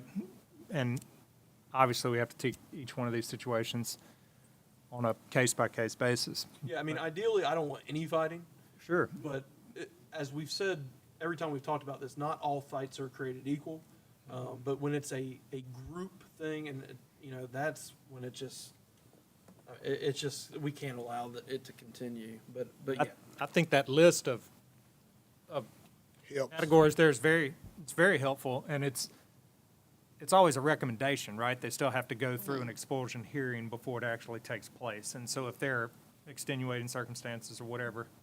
the best thing, I mean, a lot of these fights we've had recently, unfortunately, we have video on them. And I mean, there was a fight that we saw where the one of the individuals involved in it was truly the victim in the video evidence. So in that situation, it was pure defense, and that child would not be, part of this. How are we handling the arrest? You said 2 were arrested or 4 were arrested. So the other day. that's where we also want to have a conversation with the sheriff in Billy Joe, or all. We want to talk to Billy Joe, and we also want to talk to all of our law enforcement, because I think it's the same thing. There's fighting, and then there's things that necessitate calling the police, and we want to be consistent with that. And we also, for a minor indiscretion, do we want to arrest a child? No. For a violent altercation, that could be assault and battery.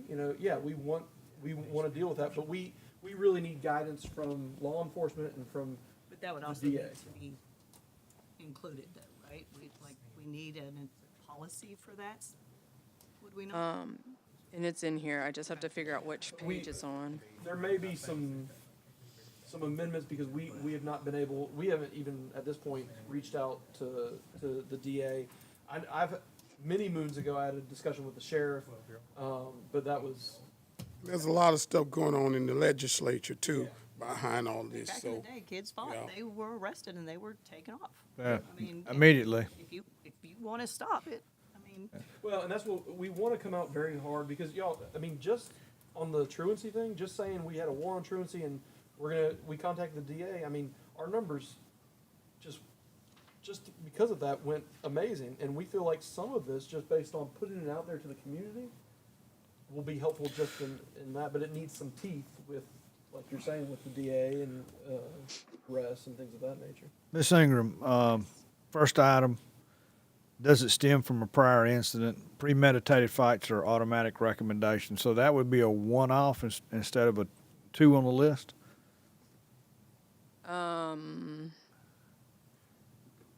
Does it stem from a prior incident?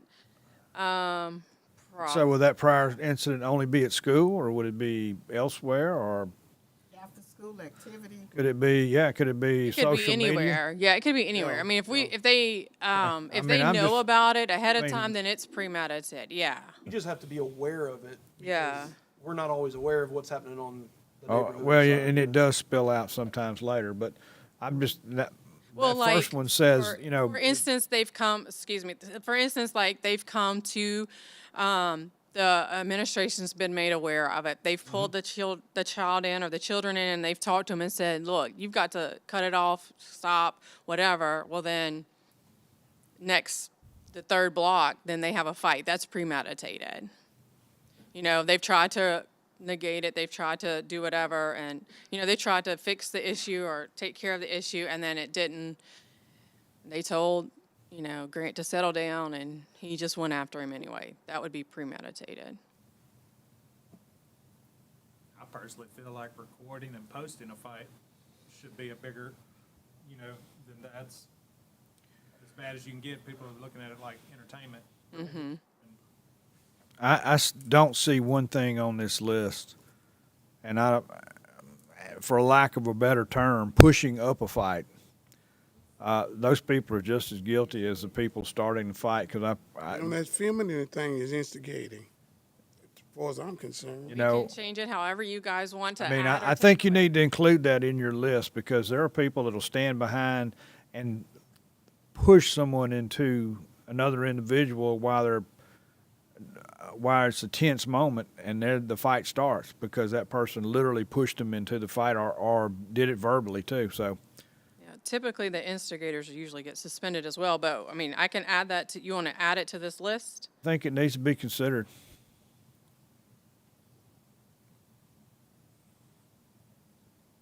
And that's- I think we do have to be clear though, because at the top part, it's, you know, it says first offense, automatic recommendation for expulsion, and then we have a checklist after that that says you have to get 2 of these to have an automatic.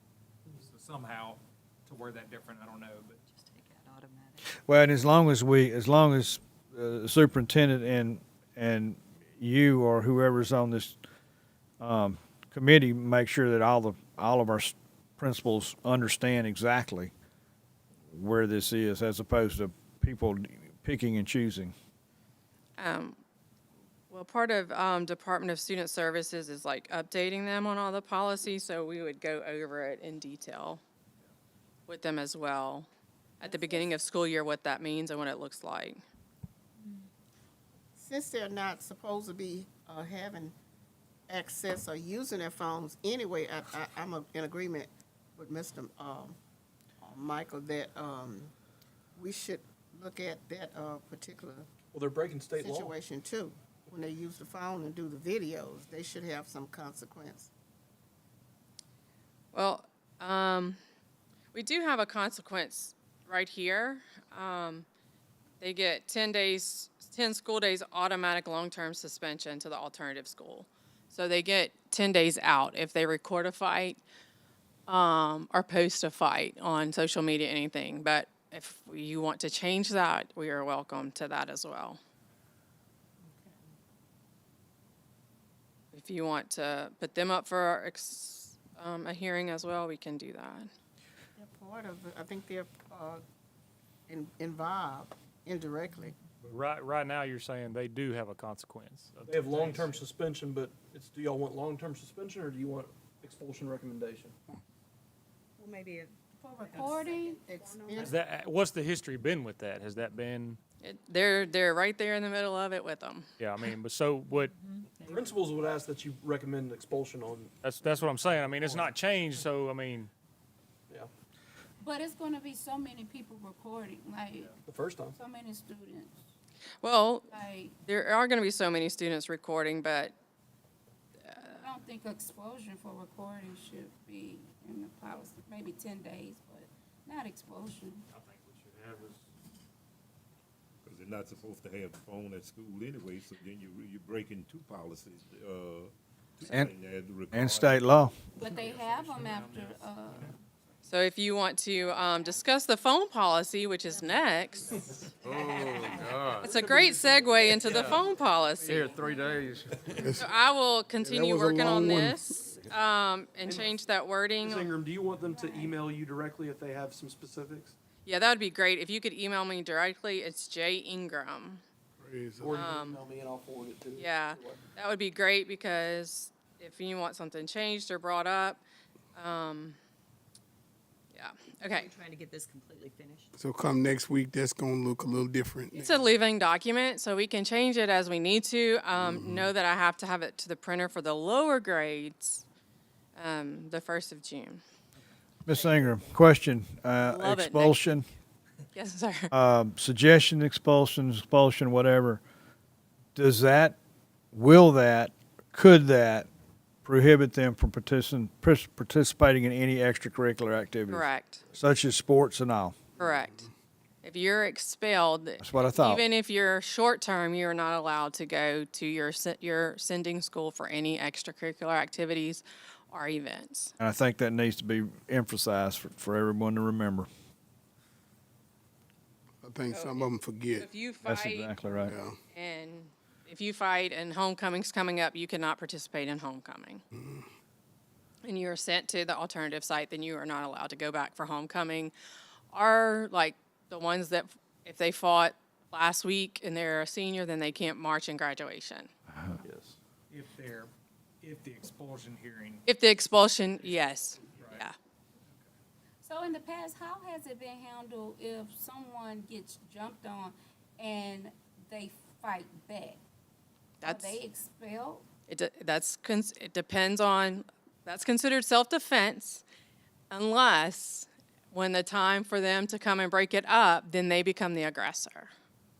So there's a difference, you know, and it depends on what the video, because we have so many cameras now that we can watch that. But I know that there have been some instances where the student was jumped on, but then like when the SRO showed up to break it up, they ended up hitting 3 adults. Well, then you know, there's a difference too, and I know that our principals do a good job of, they were just swinging, trying to figure out what was going on, as opposed to they deliberately struck the SRO. And it's part of investigation. They do investigation into all that. I mean, it's very, each fight has to be taken into account. It's not a cookie cutter, this is what happens. We can't do that with any fight. Sure, all of them are different. Case by case. It's a case-by-case basis, yes, ma'am.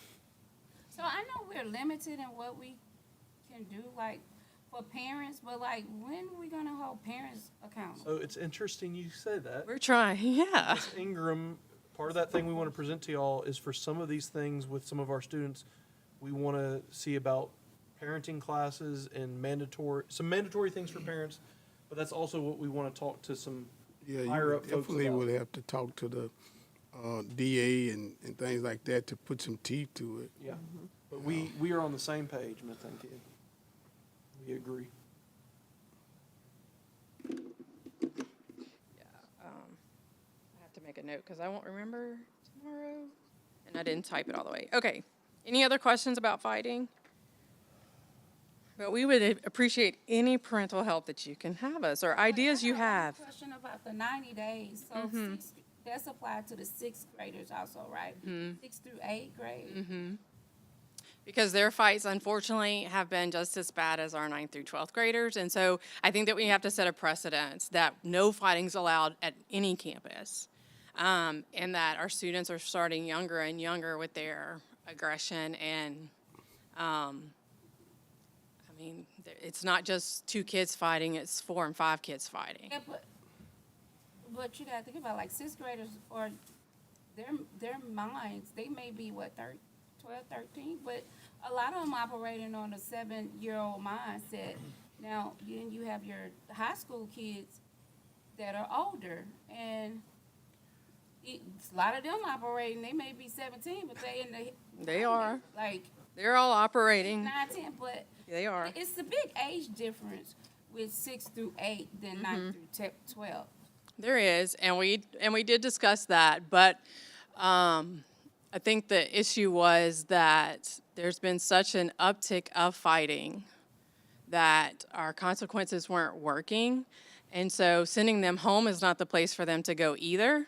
So, I mean, sending them home for 5 days is not okay either, and so at least here they would have an alternative site, and I think that some of the things that we're working on that we'll show you, that he just teases you about, in 2 weeks will help you understand why we're looking at this. So of all these fights we have documented, are these for the 5th or 8th? Did they go through the steps, the 10 days home and then the 45 days? So if it's documented, they went through these steps. Correct. Okay. Yeah. Oh, they were. Yes.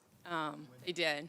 Hearing. Whatever that hearing determines, that's what consequences they. Right, but what I'm saying is if they never faced a consequence, if the hearing said they didn't do anything wrong, then to me, your stat's not correct.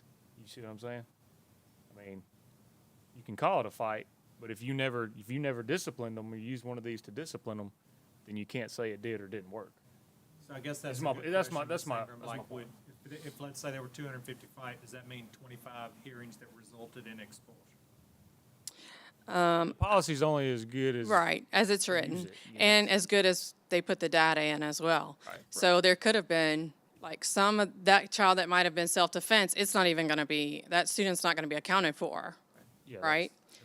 Or if it was just, some of our kids just horseplay, so it was slap boxing. Well, that's not considered a fight, that's under horseplaying.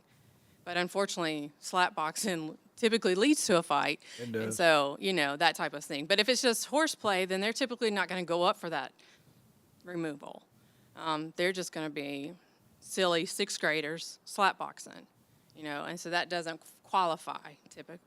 That doesn't qualify in my eyes. Let me put it that way. I suggest it doesn't qualify because they're just silly. It's not malice. Right. Yeah. They're There's just a difference. playing in the bathroom typically, and they think it's fun for some reason to So hang the out. kids that get expelled, they're gonna go to work on educational ingenuity. So basically, it's still just like the alternative school for kids that are fighting at the other schools. So what we're looking at too is there obviously has to be an academic component because they need to continue their education, but it doesn't just need to be, I'm punished, I'm at this school, but I'm just sitting here doing my work. There needs to be an intervention in terms of, whether that's a social worker talking to them.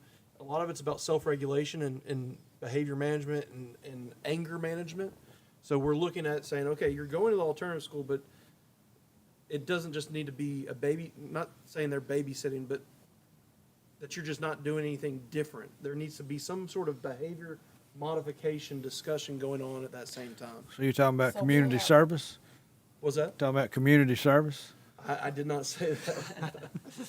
Yeah. Some boxing gloves, Education process in place training. already, We're- We do, but we're wanting to really, Former alternatives. we want to to make that more substantial and more impactful.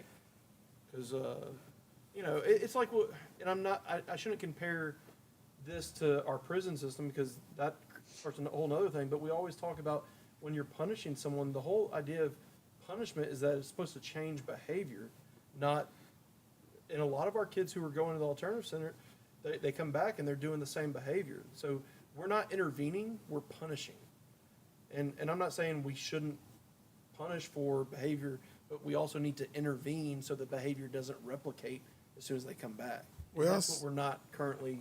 Actions have consequences, and there should be following those consequences, period.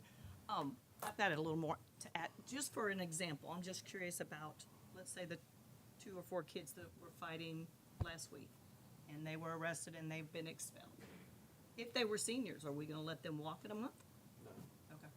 If they're expelled, if you are expelled during graduation, you do not get to, it's a, I mean, I agree with that completely. I just wanted to make sure that that's, you want to be in there with me when I tell that to the parents? I will, I'll be happy. Those are the fun ones. If the expulsion is upheld, correct?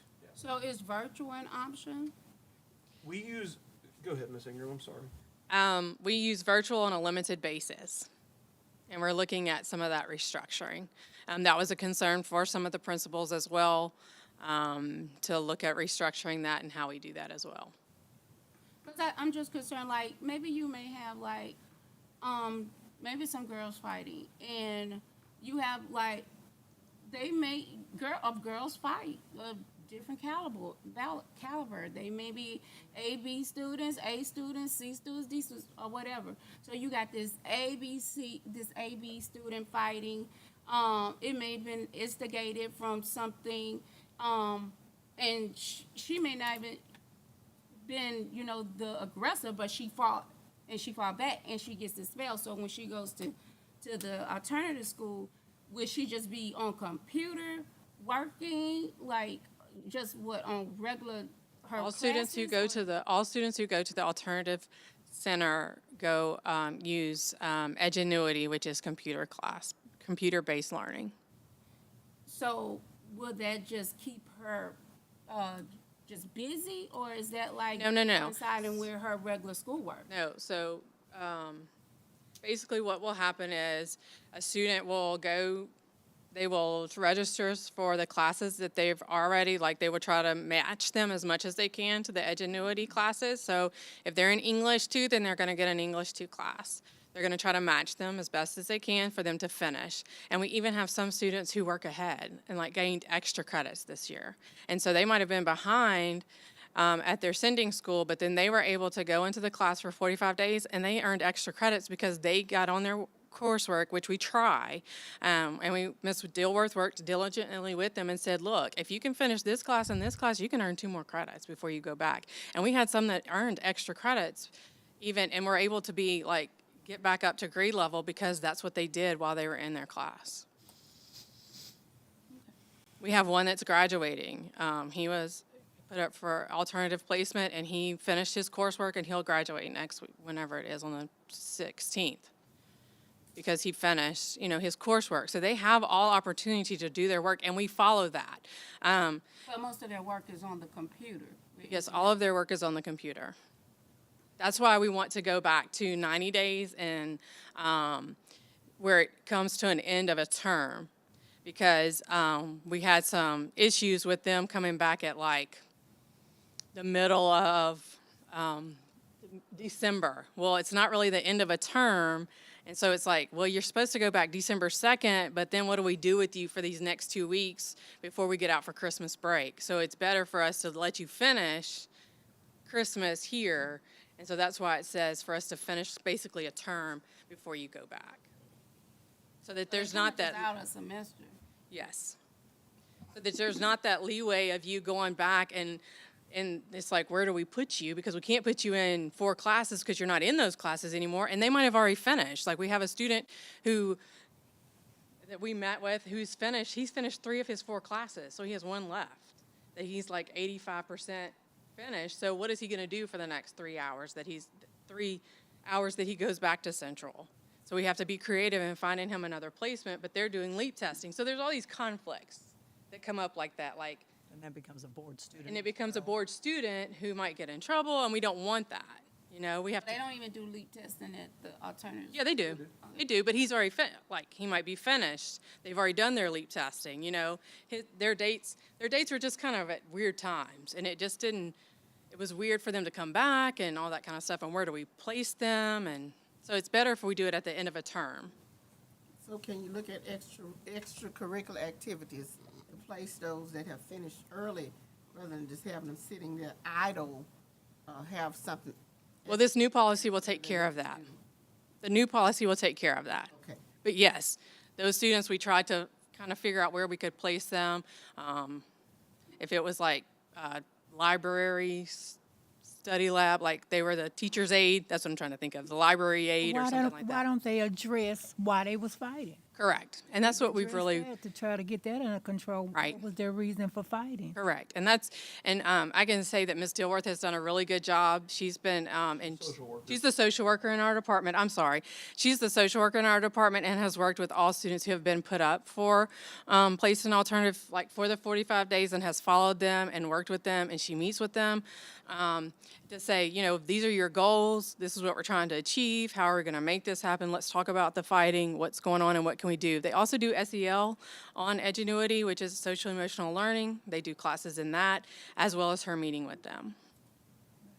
Do we have any MMA classes? No, we do not, and we are not looking to start that, Reverend we're not. Harris. Well, We don't want to support that habit. at least we can make Okay, are we ready to move on to the next one? Yeah, we've been fighting here for about 40 minutes. I think I know it's on page 19, we are just adding a line that says if students are found in possession of drugs, that they are not allowed to participate in any extracurricular activities, end of the year activities, ceremonies, or graduation. And I will add that, Mr. Benefield, to that, where that fighting policy is too. I'll just add that sentence if that's okay with you. I think it makes it clear, Okay? takes the confusion out. Right, and I also added that just under discipline procedures in regards to if THC is detected in a vape, because that's Can we coming. add to that on their person includes their vehicle? Yes. Because I'll leave it at that. Yes, let's see. Oh, It's an extension of their vehicle. it is. Yeah. My homework. All right. Then we're going to page 25. Oh, come on. Is this your favorite time of year, Miss Ingram? Absolutely, absolutely, especially with grants and these new grants, it's just fun times. I will be happy to give this to anyone that would like it. Especially when all the margins and all that comes in. Okay, so cell phones. The recommendation of the principals is they don't want them on campus at all. I told them I would bring that to you guys. Yeah. So, So the state law says that they're not allowed to have them on campus, and then the second sentence says, but if they have them on campus, they're supposed to be off and stowed away. So my question would be, would we be in compliance with the state law if we don't, because of that second line? It's so weird how the legislature did that, because it's like, don't have them on campus, but if you have them. We have other districts who do not allow them at all. Okay. So they don't want them at all. The numbers on that are, I can tell you your numbers did go down, and I know Reba's not here to defend her cell phone policy. But it takes so much time, is what they're just saying. It just takes up so much time of their day. And so for, we had 322 incidents of cell phones. And last year we had 478, so it did go down some. They did not like, but if you choose to keep them as they are, they want to change it from ISS to sending them to our 1 day of short, because they said the students do not like going to short. So short is at our alternative placement, so they would not be on campus. They would have to go to the alternative placement for 1 day.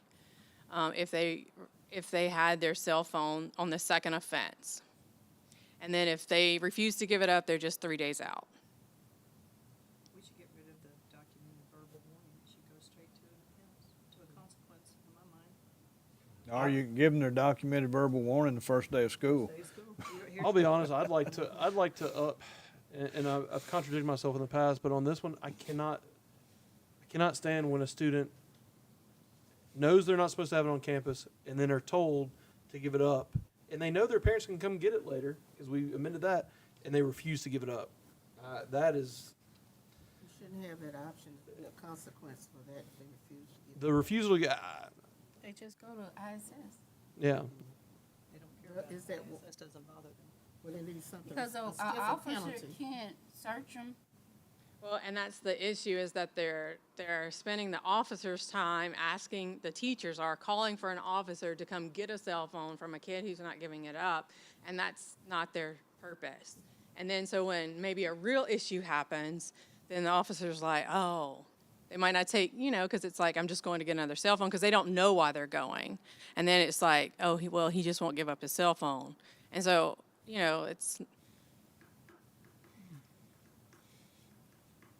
The option should be, you give up your cell phone, or either you're gonna be suspended. Well, it is, but... It is. It is 3 days enough, I think, is what or at least I brought up, maybe. Extended if it's necessary. But I know it's still a nuisance in the classroom. Like they use them in the classroom.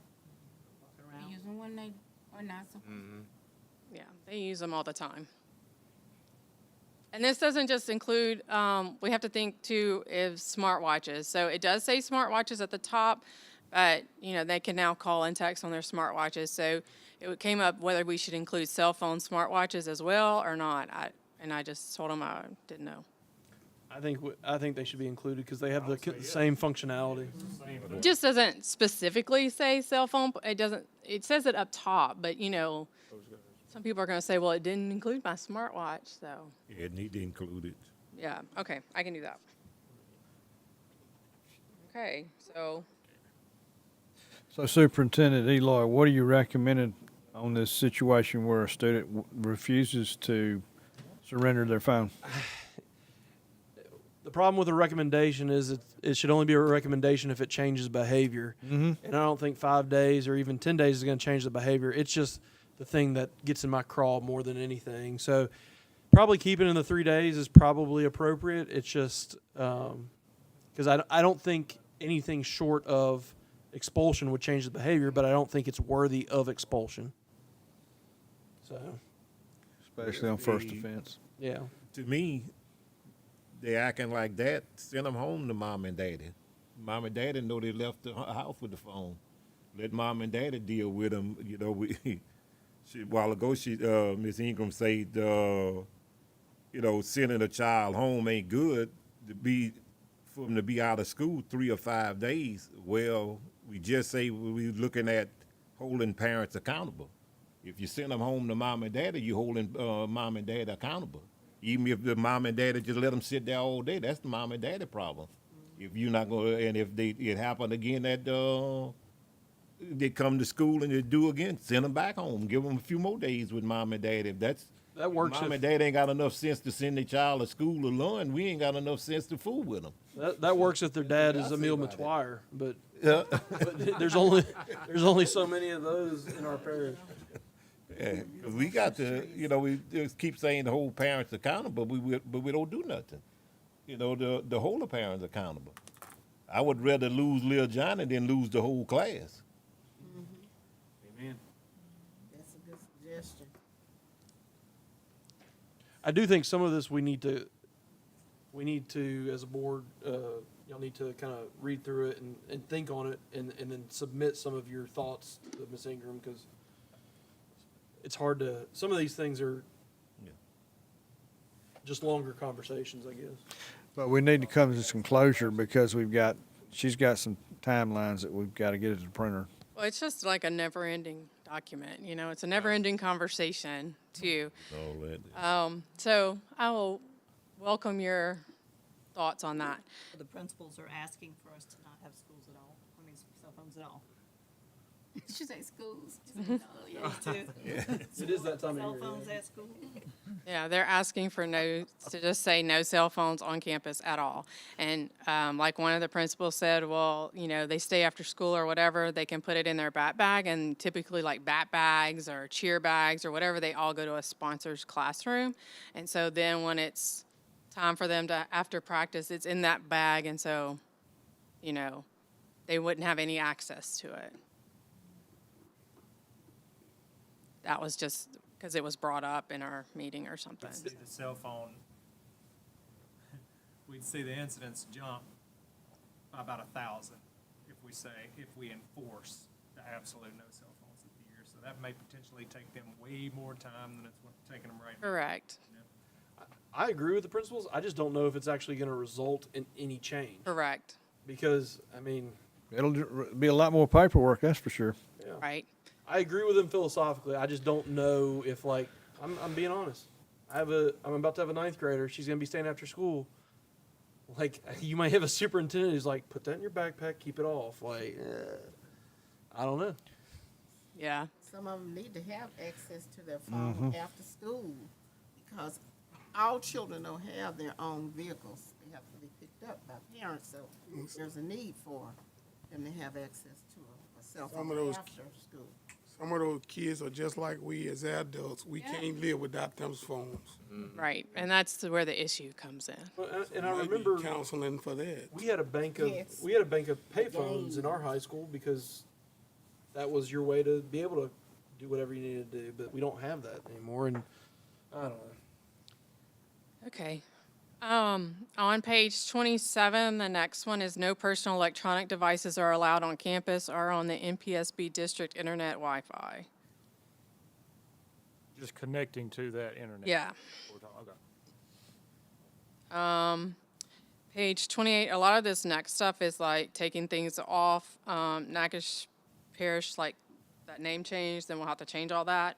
Also, they won't need their own dress code information anymore. They'll just wear whatever they're sending school. So they won't have their own colors and things anymore. Under jackets, there was like conflicting information, so I just moved some information that from the high school section and put it under the jacket section.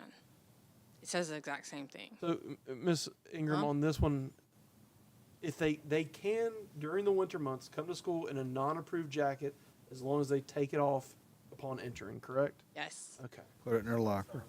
And it can have hood on it. Yes.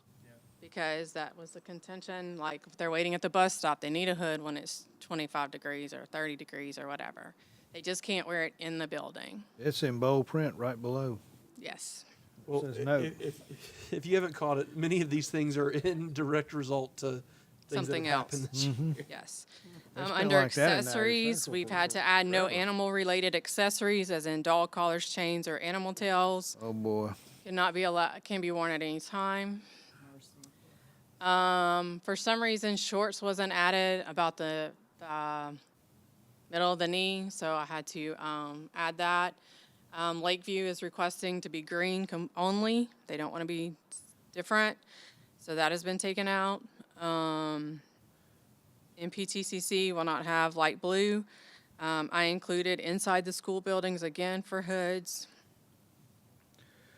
If I miss something, just let me know because it's super easy. And then I just made the changes here of like who's whatever. And this is important for me to get out too, so people know what to buy, because some people buy as soon as it hits the stores. Natchez Junior High, the 6th and 7th grade will wear gold. And as I said, the Lakeview will wear green only. So, all grades. Okay. Dr. Eloy, are we going to put the deal I sent you, the layout of the uniforms? Yeah, what Mr. Fredu had asked for a few weeks ago is once this is all voted on, because we don't want to make changes, there's a real good little graphic that we can put out to parents, and we'll let each school put out theirs that shows exactly what they can wear, and I saw that. It's an actual image of it, Yeah. and like the color of the belt, and everything. it's good stuff.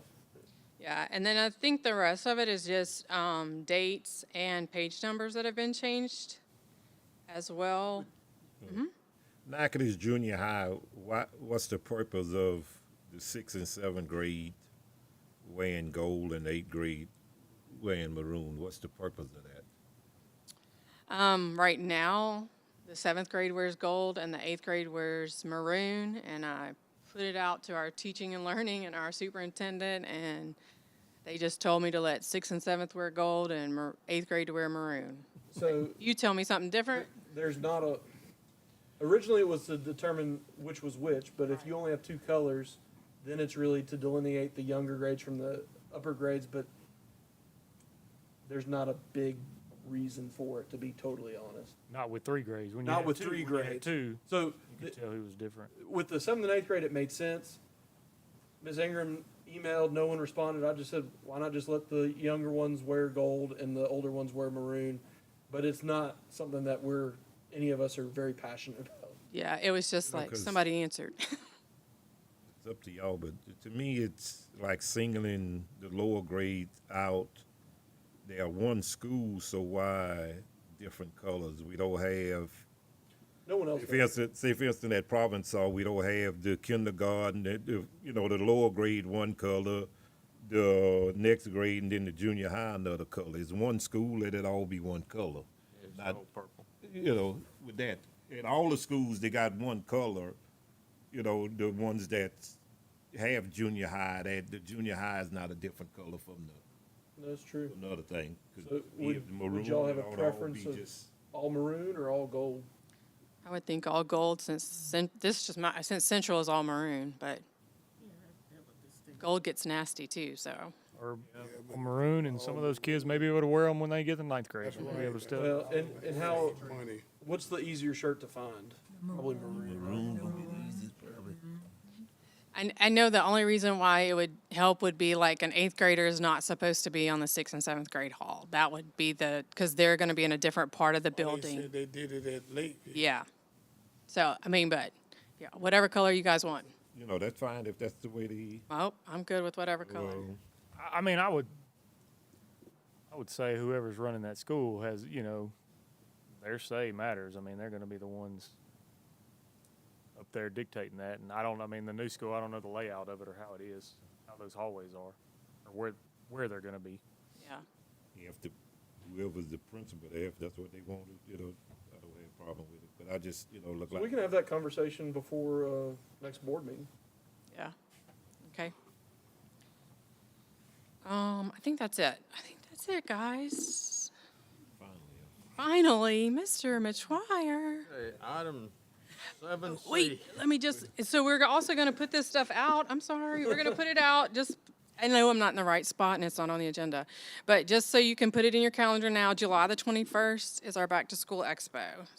Which is always awesome. So I have flyers and stuff for 21st. you for that. So we will be able to put the handbook and the school colors and all that out. But it's on July the 21st and I'll make sure you get a flyer. But I just wanted to say that too. Thank you, Ms. Hager. You're welcome. All right. Item 7C, discuss the feasibility of installing solar panels on Knox Parish School Board buildings. Mr. Matoir and Mr. Harris. I think this conversation came up some years ago that I shared with Mr. Wascom, and I actually shared with the CFO before. Now I think it's more crucial than any other time that we can find a way to save money. The school in Arkansas installed 1,400 solar panels, and which they turned a 250K deficit into a $1.8 million surplus.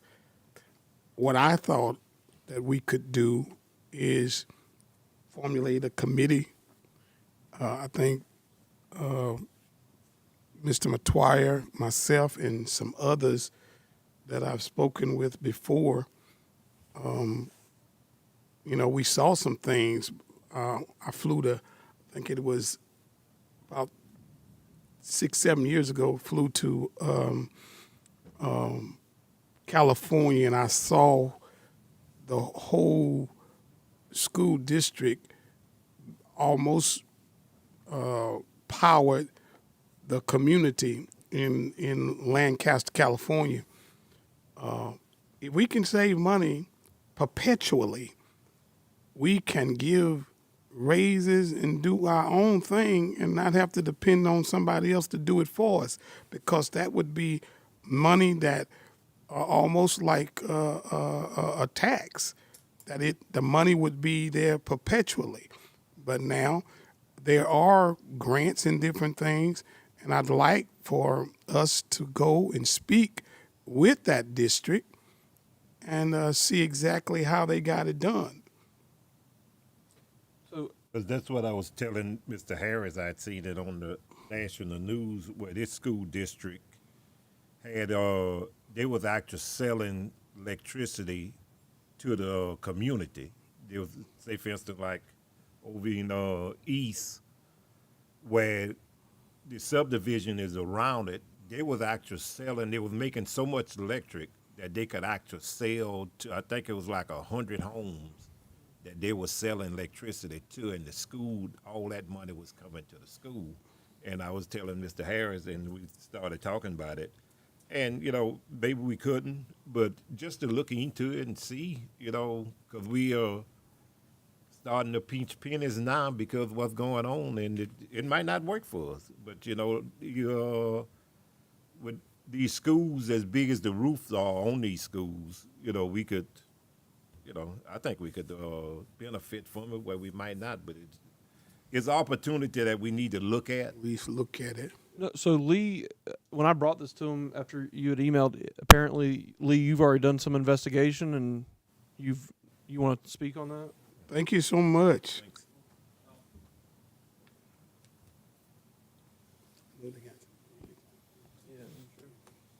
There's actually a lot of grants, and the grants not only go after just putting panels on the building, but also replacing a lot of cooking, like all the kitchen stuff, with more efficient electrical stuff where they'll pay for it.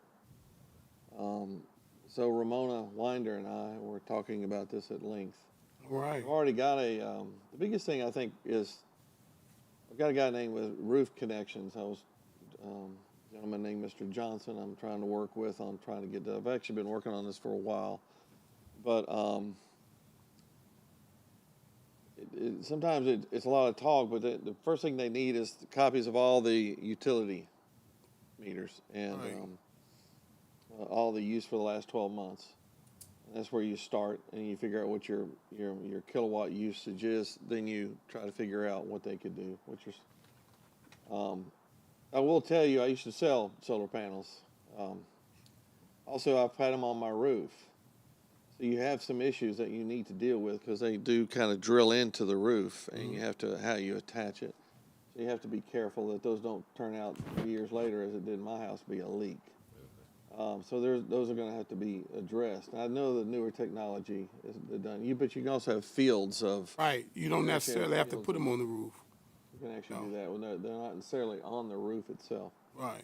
So it all has to do with the direction in which our buildings are pointing towards the sun and all that as well. If they're facing north, if the pitch of the roof is facing north, they won't put solar panels on that side. So Right. a lot of different things that determine whether some of our roofs will be able to do it or not. But overall, I'd like to get a grant. I know that some of the solar panels systems and backups are doing good. I will say that some of the utilities are not too fond of this. Oh, I know. Because Already they're no know. longer selling us electricity, and they're having to buy back our electricity that we're doing. So basically, Right. how it goes is we sell it to them during the day, and at nighttime, we buy it back from them, and then it nets out. It's called a net meter billing. So Seeing I have when spoken with to the big old farm and stuff, and just like when we was on vacation in Hawaii, almost Right. every house got them on over there. Right. Oh, well, they actually have their hot water heaters on the roof too, yeah, as well. and it just to see how many over there, all these places that houses that have the solar panels on it, it was amazing Yes. to see with that. And they say they're over there, they're trying to go more solar than than anything else. Right. So we are currently pursuing grants and working with a group called Roof Connections to look at after this as well. And we'll talk to you, Mayor. I like it to where it's doesn't cost us anything to do all this. That's the goal. Biggest thing. Item 7D, we do not have an executive session That's right. That's right. Until until next week. Yeah. And that concludes the executive report. Thank you so very much, Mr. Russ.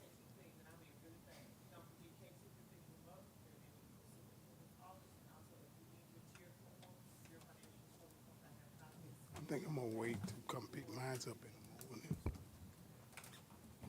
Yeah, I'm gonna leave mine here because all this rain. We adjourn. Yeah, we're adjourned. A majority. Actually,